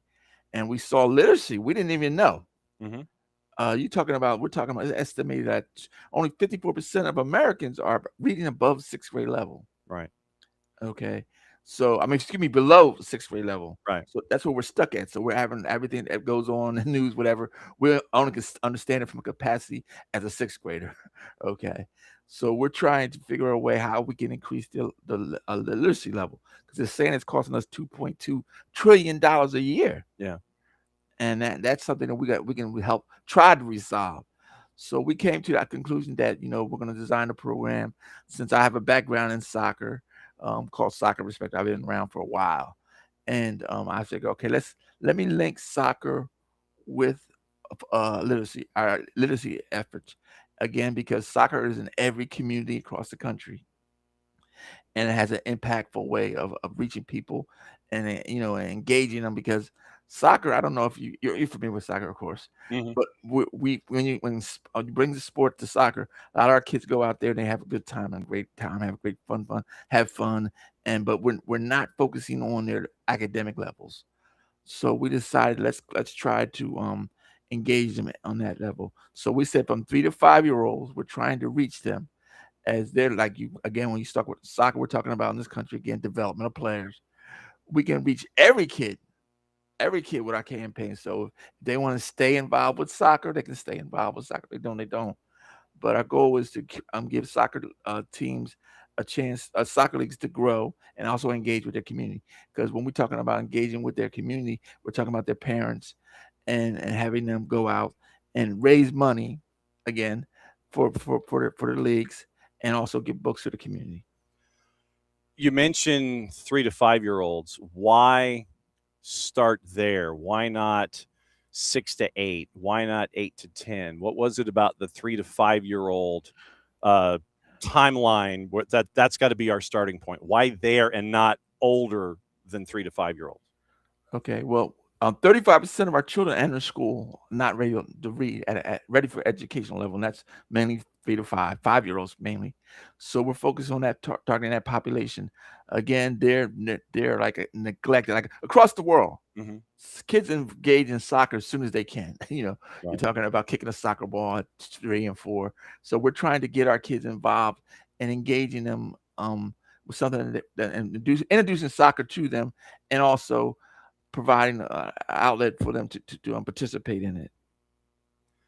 When you want to reach out, obviously, to the 3 to 5-year-old, whatever your target age group is, you've got to get to the parents first. You've got to get to the community first. How much of a roadblock have you experienced in trying to get to this goal and get this program up and running, and then having to convince parents that A, this is an issue, B, we're trying to hit it as early as possible so you don't become a statistic? What's the feedback and the interaction with parents as you're trying to convince them about this program? Well, our initiative is our goal is to become partners with the U.S. Soccer Foundation, Right. and they deal with most of the population that we're targeting. Mm-hmm. So we want to. We know that a lot of time parents don't have time or not engaged with their children at the reading level. Unfortunately, that's the way it is. I sent you some information about the statistics from third graders. Right. Because we're not. Fourth graders. We're not reading at the level that's going to make us successful in the future. Because I have a campaign now on LinkedIn. You can see it. I don't know if anyone's interested in finding out more about it. It's talking about how we start from the age of 3 all the way to 15. We're doing a study on it. So we're talking about how it affects their behavior, and it also addresses your children's future access to their fortune, their career choices. You mentioned career choices and trying to have this, up and running from 2015 to 2030. How daunting is this for you, for NJ Med, and for Futbol and Books? How much of a labor is this in working the boulder uphill? Okay, so one of our first goals is to get the soccer leagues to participate. Right. Once they say they agree to participate, they can go out and start raising money for their leagues. And we're saying, for example, they get a book for kids. Each book that they donate is $1. Okay, so we're trying to get as many books as possible out to their community. So we have to engage the soccer leagues and hoping that they will participate with this initiative. So the goal is obviously distributing a million books across the World Cup host cities that are here, and I'll expand it to this hemisphere. I won't include just the U.S. I'll sit there and say U.S., Canada, Mexico, and we'll say 16.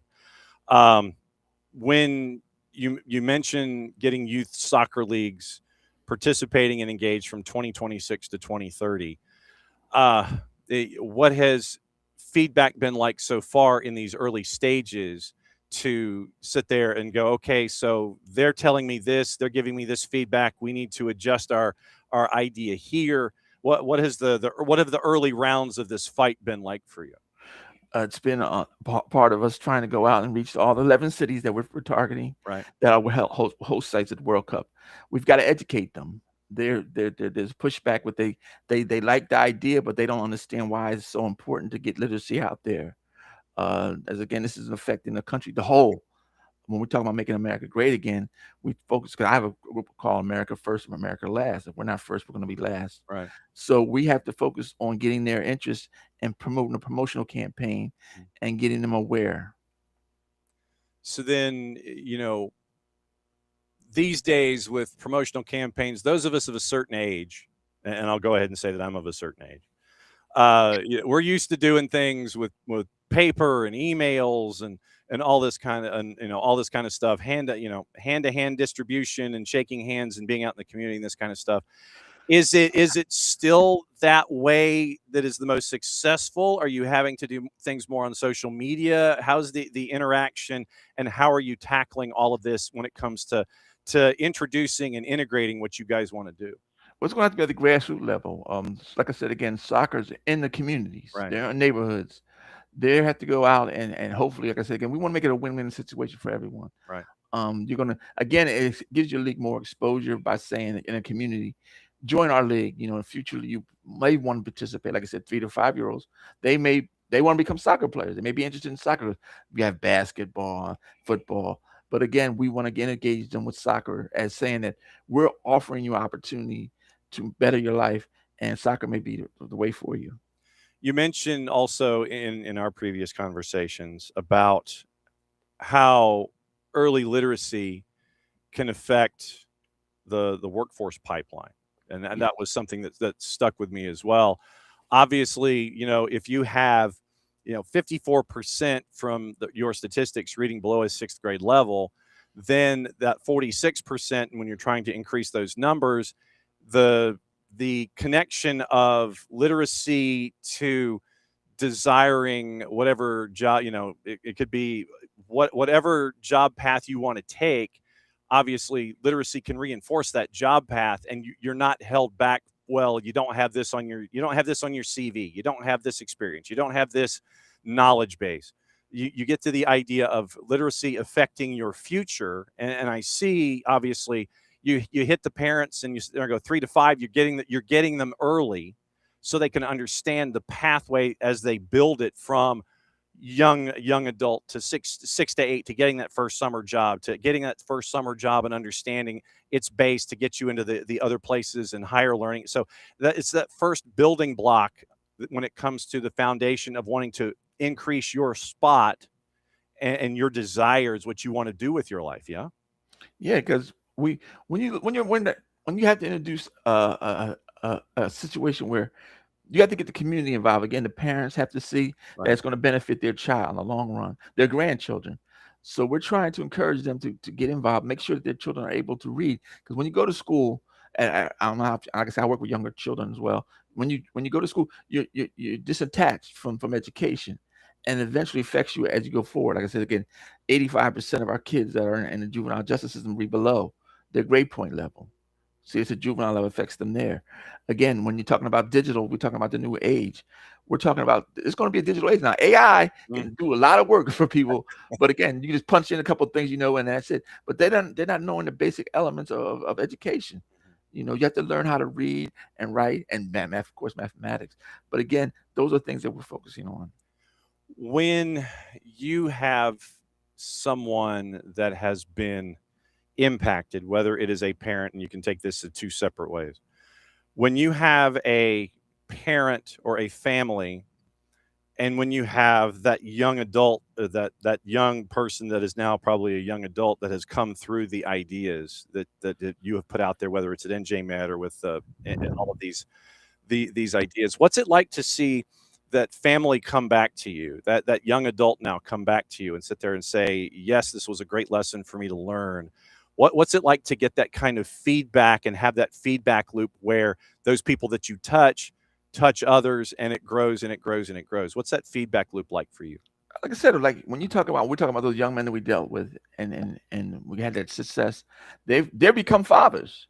Like I said, we're creating whole families, and their children are benefiting. Like I said, their children are smarter than they are. Okay. So like I said, because unfortunately, we have remedial courses in America. It's like 33% of our college tuition goes to that. Okay. Because we're so far behind. But again, when you see the kids, the smiles on their faces, the children are glowing. Like I said, they have opportunities that their parents didn't have, but they're more focused now on success. And when you have all of these success stories that have come through, obviously, you have the World Cup as this big fulcrum, and the final is going to be up there in the Meadowlands, as I refer to it, up there in East Rutherford next weekend and everything. How difficult is it when you've attached yourself to when you lean into a big ticket item, how difficult is it to maintain momentum after an initial spike of interest to where you can continue telling folks it's like, no, it isn't just because of this event that we are talking about things here. This is a 365-day-a-year battle that we have to face and that we've got to attack each and every day. It's not something that can just be, a blip and then the battery goes out and you got to plug things back in. How often do you have to remind folks that this is something that is in the trenches every single day that you have to fight? Okay, let's talk brass tacks. John Nagel said soccer. Let's talk about soccer in the country. Mhm. Again, after the World Cup, everyone, fades away. People until another 4 years, and we get everyone excited. Right. Again, the sport has to grow. This is an initiative. This is a legacy. We want it to grow in the communities. We want to keep it alive. We're saying this is something that's going to continue to be a part of your life. Again, that's where we want to go. I said again, soccer is a sport that everyone, when I first started, I started soccer in inner cities, wherever, they would say it would never grow. It would never grow. Look at it now, it's blossoming. Mm-hmm. Again, soccer is a sport that you have to introduce the children to it. Like I said, everyone keeps saying our best athletes go to other sports like basketball and football, because when you get to high school, soccer's, if you're a popular soccer, you're more, who do you think is going to get the more girls, the football player or the soccer player? Hey, now, I mean, these days, I mean, with soccer being what it is, I mean, soccer is as popular as it has ever been. So American football, you're getting some folks that are competing with you now when it comes to spring schedules now. But now you got to listen to this, and mostly urban cities where soccer high schools don't have it. True. Okay. Yeah. So we're trying to give the kids a chance to be engaged with soccer. I said again, when we want the sport to grow, it's keeping football or soccer. It's football and soccer. We're trying to keep it alive, keep it alive in the communities. Like you said, 365 days a year. When it's a part of your life, and we want to give the football and books a part of every child's life. Imagine if every kid in the country gets involved, the parent get their kids involved in football and books. They'll know what soccer is. That's a future fan right there. That's a future player right there. We're trying to build the sport out. Mm-hmm. And build it out through a million books. And how, when you go to whether it's a publisher or a wholesaler or something like that, when you're trying to make sure that all of these books are handed out in the directions you want to go, what's the initial feedback from when you're trying to get the physical idea of that book in whatever form it is these days, when you go and you talk to those that are the producers of the books, whether it's an author or a publishing house or whatever, what's their feedback to you in this? Well, that's great, because First Book, I don't know if you're familiar, their organization that distributes books, Discount Rate, they got all the books publishers that we need. Mm-hmm. They'll be able to get the age appropriate programs, and their campaigns that they've been involved with soccer also in the past. So we're trying to get them involved and get them to be more excited about soccer. Again, we're trying to, football, the World Cup is exciting, building excitement. How are we going to maintain the excitement? Mm-hmm. Okay. Football and books gives it another avenue to promote the sport. And we're trying to get football and book to become major, hopefully in every household in America. Mm-hmm. What has this been like for you specifically, because of everything that you've been developing, out of Camden, New Jersey, and NJ Med, and being attached to the United Nations with special designation with them? What has this been like? I imagine, I don't think I'm selling it short by saying it's a labor of love. What has this been like for you to build this idea to where it is now, to where you want to continue its growth through 26 in the World Cup and keep the momentum going through 27 and 30 and 31? Well, again, we have our project is of being working with the United Nations. Is we were attracted to them because of our 100% success graduation rate program. Right. So that's how we became a member. So they wanted us to be a part of their global issue. So we're trying to help them establish a program, especially in the United States. Once we grow here in the United States, we can blossom this program out through our net. Because we have 54 countries, part of our network, education network. It's called the World Top 20 Project Network. So we have 54 countries. Again, our goal is to expand Africa, because literacy is a major impact throughout the world. Right. It's not just affecting the United States; it's affecting the world. Do you remember the first day of this project and what it was like to start this project to get it to where it is right now? I was shocked. I said again, I'm a soccer guy. I just figured there's a problem. I'll find it somewhere. So it came to me. It said literacy is a problem. So I found out what it was, Mhm. and I studied more up on it, and now I'm ready to help resolve the issues. And when you look at all of this, and how many folks are with you in this project? I mean, I don't anticipate that it's just you burning the candle at both ends 26 hours a day. How many folks are with you in this project from the NJ Med perspective to help get the word out with you at the front of the line? Once again, we've been reaching out to volunteer networks and communities and getting them involved. Again, our goal is to get as many people a part of this. Again, it's not ours; it's theirs. Right. We launched a campaign. It's their goal to, like I said, you familiar with Occupy Wall Street? Mhm. How it just blossomed. Right. I was blown away. I was a marketer for a while, and I was like, "This Occupy Wall Street is crazy."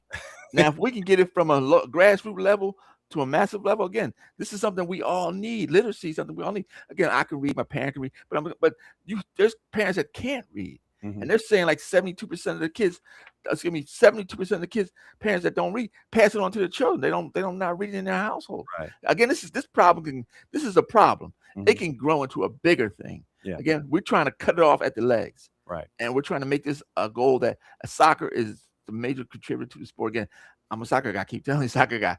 But again, football. Like I said, I've seen players that are great, could be great players, but again, they're attracted to other sports because again, it's the popularity of it. So if we can get the sport of it being a part of everyday vocabulary, that this soccer is known. It's a thing.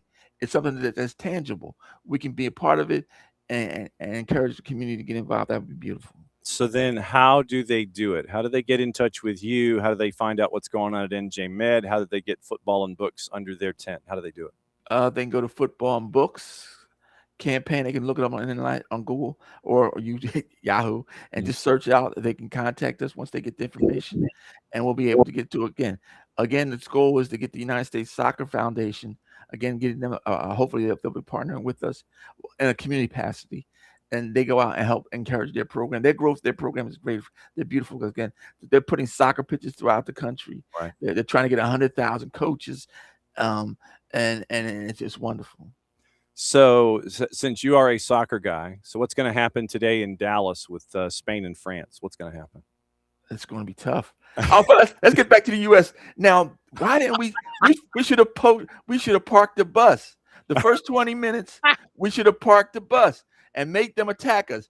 And then when their energy and all that exuberance, they wanted to come out with us aggression, it'll drop down. Then we can start playing the game, settle down to the game, and be successful that way. You're a rope-a-dope guy, huh? Yeah. You want to hang on the ropes and you want to sit there and go like this and let the other guy tire himself out. I wanted Jose Mourinho to be our head coach, actually to be the national team coach. Wow. Okay. And it wasn't. But again, today's game is going to be. It's going to be. I think Spain. I want France to win, but I know Spain is tough to beat, and it's going to be tough for them to crack the nut. And then when you get the England game and Argentina, boy, you're talking about is England up for the battle? Are they going to come to play the game? Are they going to be? Messi right now, I'm not even thinking about Messi. If I was coaching their team, we're not thinking about Messi. We're thinking about our team. If we focus on England, they should win the game. Now, then that would be a great final. England and Spain would be tough, but I'd rather see England and France play. It's gonna be a tough one. I had Argentina and France in my bracket, and so that's kind of where I am right now. Everybody, that was a national. That was everybody's international, pick. But again, unfortunately our national team again. I'm really a national team coach. I'm not national team coach, but I'm a national team supporter. Mm-hmm. And as I said again, the flaw of our problem is that everybody keep bringing Christian Pulisic. It's not his fault. He's Robin. He's not a Batman. He's a Robin. But they're trying to make him a Batman. So he did the best he could. I hope that I was. Hoping that in the future we can get more players in the United States. Again, I got this kid named Albert somewhere. He's supposed to be some good. I don't know.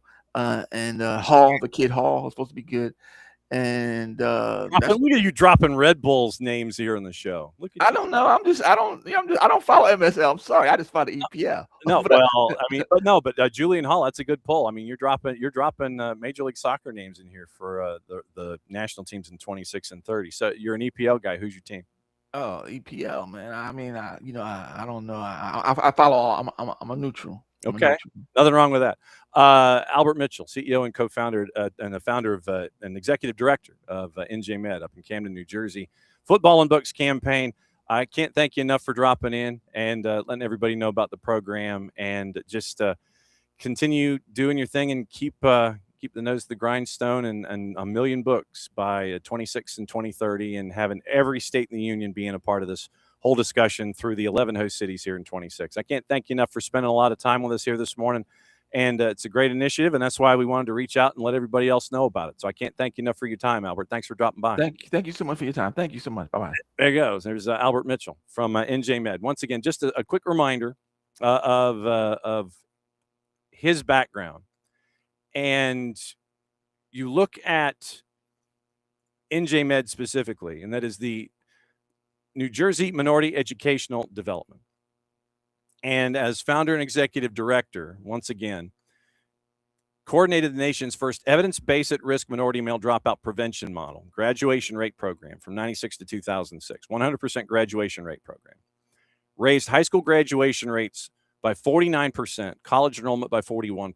And now, with the Futbol and Books campaign, they're trying to tackle literacy issues at the 3 to 5 year old individual. They start there with the preschool, with the preschooler age groups, and then tackle it from there, and you increase your success rates from there. So that's what they're looking for with Futbol and Books, NJ Med, and once again, catching up with Albert Mitchell, developing these programs, and they're looking to get it coordinated here in 26, a million books through 26 and 2030 with all the host cities here in the United States. And so he reached out, and so we wanted to let everybody know about that program and see how the local aspect can be tapped when it comes to this particular program. So I can't thank him enough for dropping by this morning and letting everybody know about Futbol and Books and what life is going on there to create a project like this, and all the work that goes into it up there,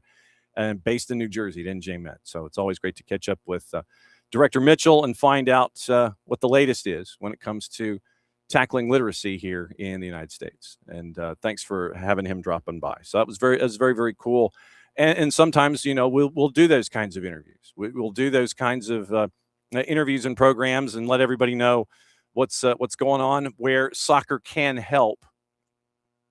And tackling literacy issues definitely is a part of that as well. Looking forward to seeing this program continue to grow and evolve here in the U.S. and chasing after a million books delivered through all the local associations through 26, 30, and I'll say 31 because obviously that's here in the U.S. as well. Okay, getting into gossip, rumor, and innuendo, what to watch, where to watch it, how to watch it, all the things that are attached to what's going on. Now, since we have juice boxes, we actually can talk about things. But today, once again, brought to us by our friends at Fanatis, fntz.co/soccer down here. That link is important, helps us out, helps them out, helps you out, because you get access to a lot of the streaming services and matches that you might not have had a chance to look at until you hop in with Fanatis. A lot of the A and B divisions in South America, you get TVV out of Venezuela, CDO Plus out of Chile. You get TSE out of Argentina, and they've been wall-to-wall Argentina. And Albi Celeste, and by the way, they had their last asado in Kansas City before they were packing up and heading this way. And it looks like Emi Martinez, it looks like he is the one that is going to be, he is the main asador from the team perspective. So they had their last asado, and TSE, I'm sure, has been covering it. I mean, look, when TSE sits there and they're looking at the planes that has the team and it has Lionel Messi and landing in Kansas City, and they're shooting it from a helicopter, yeah, that's how serious they are. You get Copa Argentina with them as well. You get all the BNs. You get Middle East. You get North Africa. You get WAFCON, AFCON, CAF, all the Olympic qualifying tournaments, all the the FIFA qualifying tournaments. You get that with beIN as well. You end up with French League, Turkish League, and I always forget the third one. French, Turkish, Polish. Those 3 leagues. And you also get Libertadores and Sudamericana at Fanatis, fntz.co/soccer down here. You also get Liga 1 Max Pro out of Chile. Now, today, it's real easy. But believe it or not, we got Champions League to get into. We'll go over those juice boxes too. So, Big FOX, Telemundo, Fox ONE, Peacock. 3 o'clock kick with France and Spain. Champions League qualifiers, Jori ETO and Vikinga Reykjavik, for you sickos out there. That's at 1 o'clock. That is at 1 o'clock. And so you've got that in your juice boxes. So, and you've got Conference League qualifying too. So Champions League qualifying, you've got one match that kicks in 8 minutes, and with our friends at KUPS, they're going up against Vardar out of Macedonia. So 1 at 11 o'clock, you have Iberia 1999 and Flora of Estonia. Lincoln Red Imps are playing. They're a dog on the road in Andorra. 1 o'clock, you've got 2 matchups, one involving Riga FC and Ararat, Armenia. Latvia and Armenia going at it. Jor out of Hungary is a minus 154. The matchup on ESPN+. Vikinga Reykjavik is a plus 375 on the road. 1:30, Levski Sofia and Borac Banja Luka, Bosnia-Herzegovina. Levski Sofia, big favorite. Sabah Baku out of Azerbaijan is going to take on our friends at TNS out of Wales. Drita out of Kosovo at 2 o'clock is taking on Kaunas Žalgiris out of Lithuania. Shamrock Rovers and our friend Pico Lopez, 3 o'clock, hosting Floriana out of Malta. And Larna is taking on Tre Fiori out of San Marino. So those are going on. Most of the home teams are favorites, with a couple of exceptions. KUPS, Iberia 1999, Inter Escaldis, Riga, Jor out of Hungary, Levski Sofia, all favorites at home. Sabah Baku at Wales is a favorite on the road. Drita out of Kosovo is a plus side favorite. Shamrock Rovers, big favorite at home. Once again, Pico Lopez from Cabo Verde. And Larna hosting Tre Fiori. Tre Fiori, by the way, out of San Marino, is a plus 2,000 dog. Conference League qualifying, La Fiorita out of San Marino is taking on Luxembourg's UNA Strassen, and they're favored on the road, by the way. So that's your competitions. We're getting back into league competitions as well. So that's Primera B in Argentina is going on today. Australia is going on today. South America's got U20s, and so you're starting to get the leagues back up and running again. And so some of the leagues have juice boxes going on. League Cup's going on in Scotland, just to give you an idea. Got a bunch of friendlies that are on the board. So League Cup out of Scotland, Iceland, Ecuador, China, Australia, Argentina, and qualifying in Champions League. So we're back, people. Getting back into league play and such. So that's your juice boxes there. Let me see if the juice boxes have not really changed, except the 90-minute draws at a plus 210. France and Spain are still at their numbers, plus 140, plus 220, respectively. 90-minute draws at a plus 210. So now let's get into all of the gossip, rumor, and innuendo as everyone is shifting places. Atlanta United picking up players this morning, and you get to add another experienced player at the back end, Paulo Diaz, coming from River Plate. So here is all of your transfer news. And I'm trying to see if there are any headlines that Folarin Balogun has joined LeBron's agency when it comes to his representation.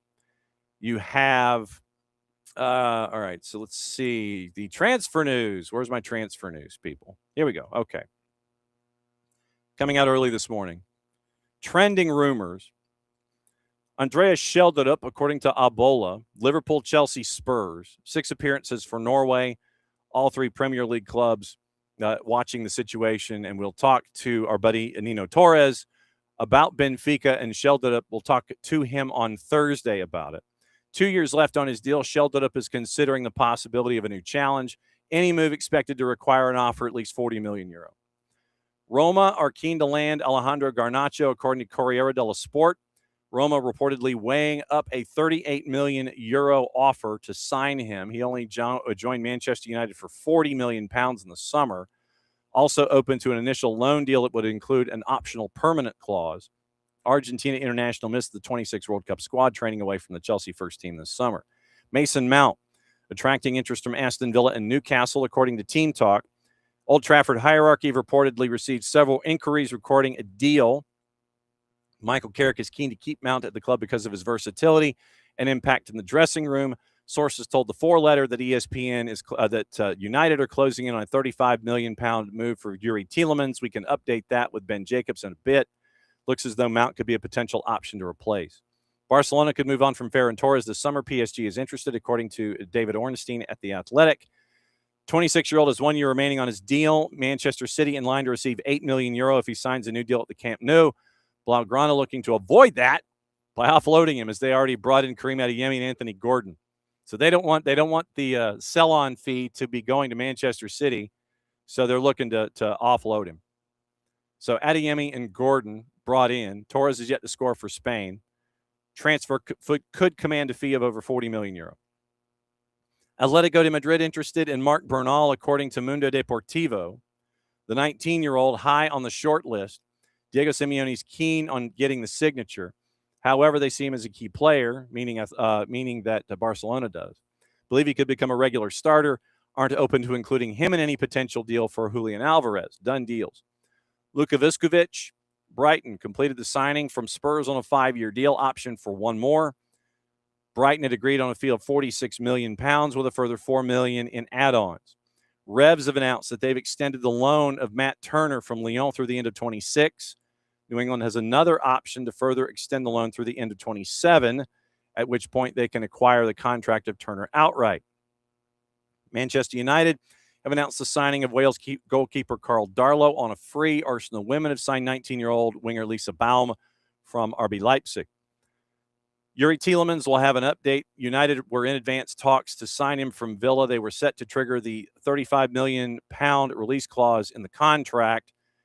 Villa was keen to keep him, but Tielemans has indicated he would like the opportunity to move. Like I said, we'll update this when we go through our sources. Chelsea set to intensify their efforts on Rayo Vallecano left back Pep Chavarria, second bid of 25 million euro, including bonuses incoming from Marca. Real Madrid aren't expected to make a move for Michael Olise. 200 million euro offer could be considered, RMC Sport. Four-letter paper, Arsenal are turning their attention to Bradley Barcola as an alternative to Morgan Rogers. Abola, Bournemouth are keen on Benfica center back Antonio Silva. Record, Juve and Benfica are in the race for Joao Palhinha at Bayern Munich. Fabrizio Romano, Internazionale considering a move for Spurs fullback Jed Spence. Daily Mail, four-letter paper saying Wrexham are interested in Sunderland keeper Anthony Patterson. Florian Plettenberg says that Bayern Munich have decided to keep defender Kim Min-jae at the club unless they get an extraordinary offer. This offer is just ordinary. What would it take for it to be extraordinary?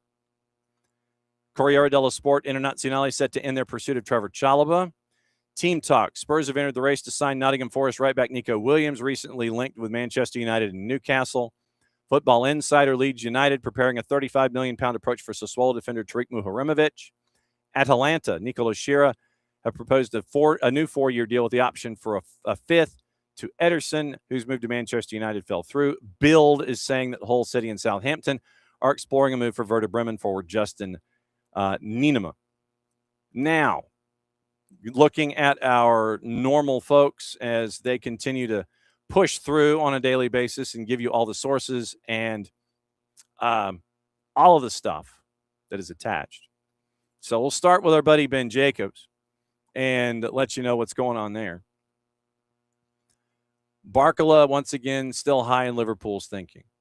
5-year deal for Yuri Tielemans. Ben Jacobs is reporting Tielemans has passed his Manchester United medical. Formalities began yesterday. Besiktas and Arsenal both confirm an agreement for Leandro Trossard. Trossard has agreed to a 3+1. Fee is 18 million euro plus 2 in add-ons.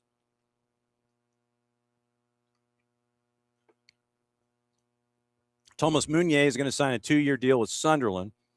34-year-old is going to join as a free after leaving Lille.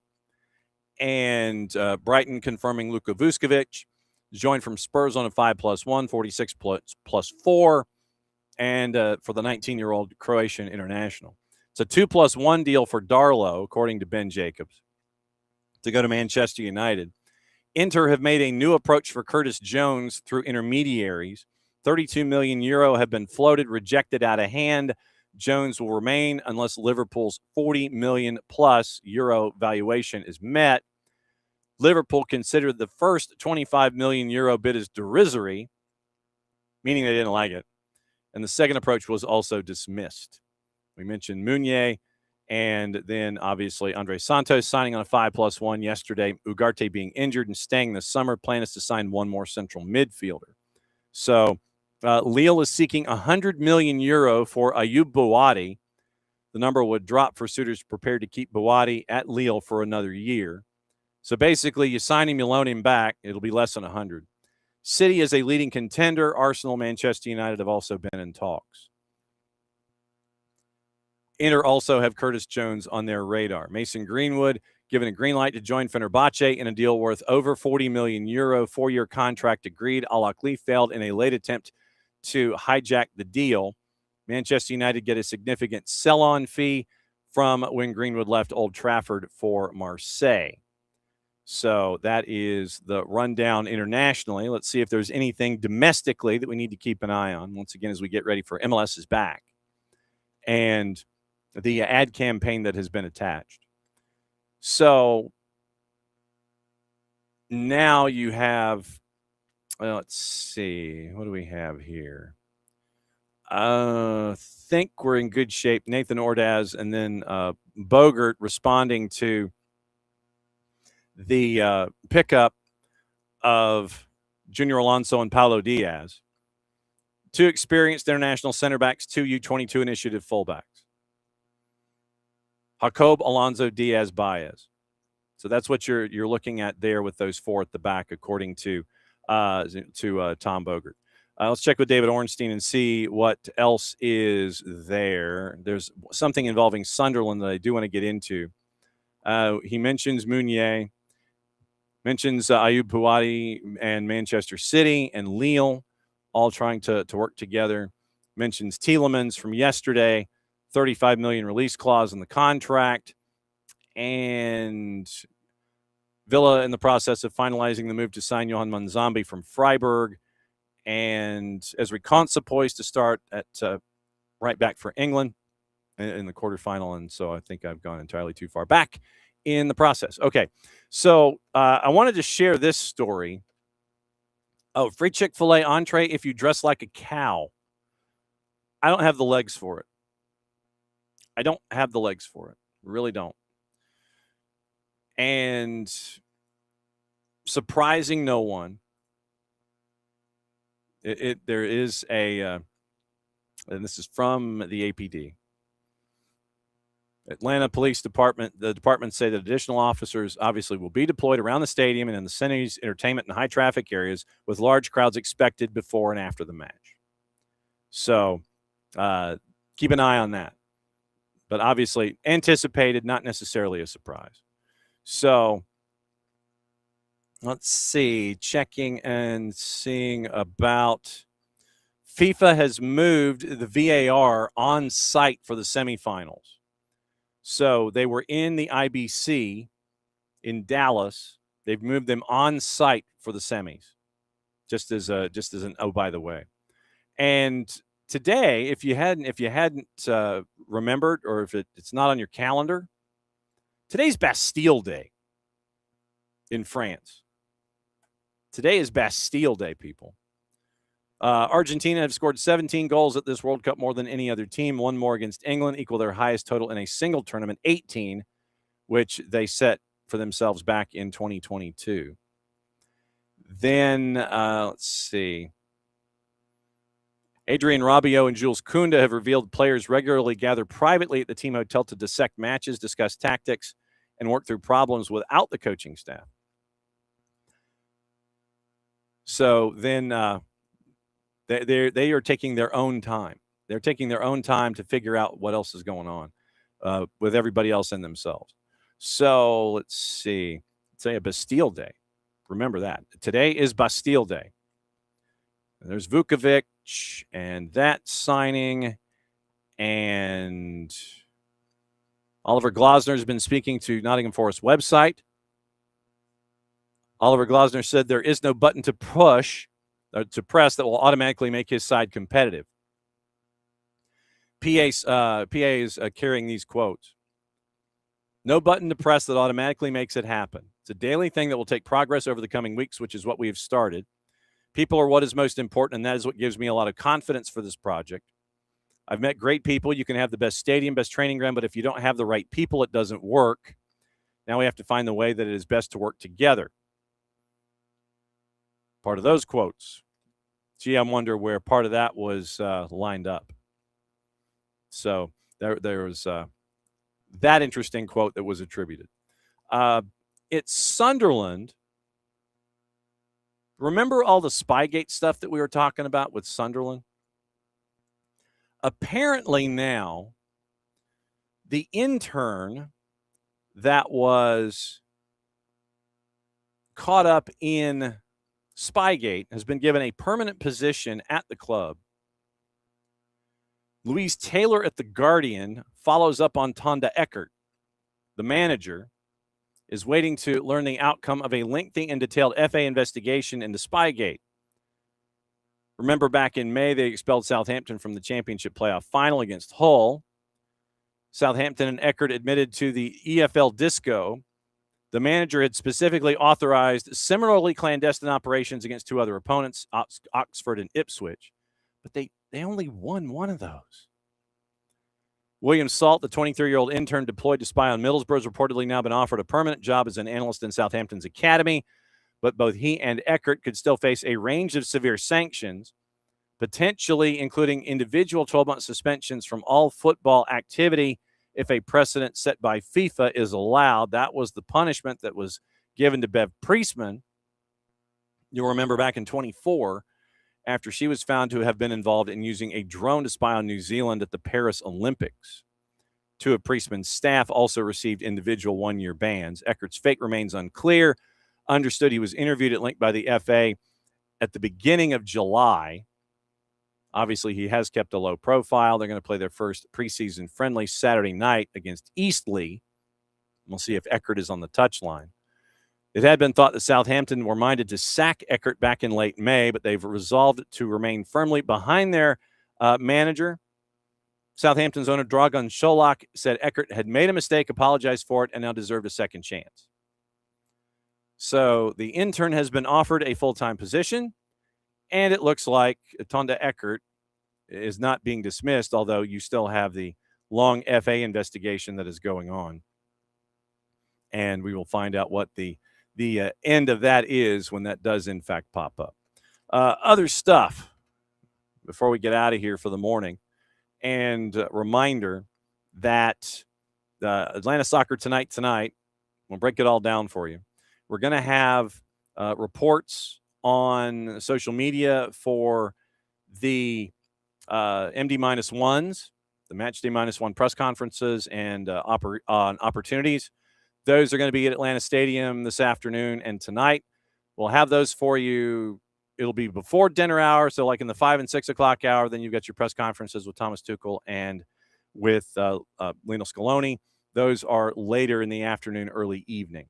So that's what we'll be keeping eye on with the day being the big day that it is. Let's see. I think we are in good shape with the newspapers and such. So once again, quick reminder, if you do not subscribe to the Morning Espresso newsletter presented by our friends at Kaiser Permanente, as always, it's great to have them as a part of everything that we do here at SDH. Can't thank them enough for anything and everything that is going on with the SDH network. So really it's been a fantastic relationship with them, and it's been fun to see how the tournament has grown and evolved to this particular point. So it's always been fun to get to this point, and it's always fun to find out what's on Jason's mind when it comes to Morning Espresso. And thanks to our friends at Kaiser Permanente for being partners with us. Atlanta United, by the way, with the Thanks World Will Take It From Here campaign, partnership with Ticketmaster and Papa John's, first match on us campaign, free ticket pairs to people who've never been to Mercedes-Benz. And the promotion already ended because demand outran ticket supply. Kansas City, God bless them, as they consider themselves to be the epicenter of soccer in the United States. I think that obviously that God bless them, bless their hearts, but I think it's more Atlanta. So you've got the regular season kicking off on Thursday. Ismail Elfath becomes the first American to referee a men's World Cup semifinal. He's going to be in charge of the match tomorrow. Corey Parker, Kyle Atkins, Ismail Elfath. First American to referee 4 matches in a single World Cup. And so Ismail Elfath, a great story on his own. We'll get into that tomorrow. So U.S. is eyeing the 2029 Club World Cup. U.S. has expressed an interest in hosting the tournament after running the 25 edition. Without a competitive bidding process, Brazil and Qatar are also in the conversation. Google, by the way, broke a search record mid-tournament with Argentina's comeback win over Egypt. Queries per second got their highest point in the company's history right after the game-winning goal. We mentioned Alan St. Maximin and Charlotte. We mentioned Matt Turner and the Revs. We mentioned Falarin Balogun and Clutch Sports. So it is all very cool there.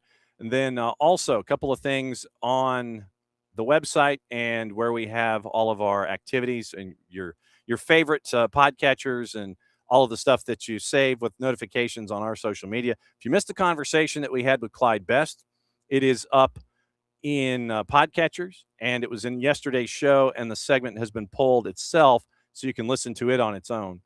And also our Frank Osborne has a story up. Jason has a piece at soccerdownhere.net up on Clyde Best. Then our one of our new contributors, Frank Osborne, he has a story up on Wonderwall and how it became one of the songs of the season for the England national team. And so tonight, we're going to make it right. 10 o'clock, 92.9 The Game, Odyssey app, 92.9 The Game YouTube channel. Jason's going to recap the semi today, set the table for Argentina, England, here in Atlanta. I cannot emphasize that enough.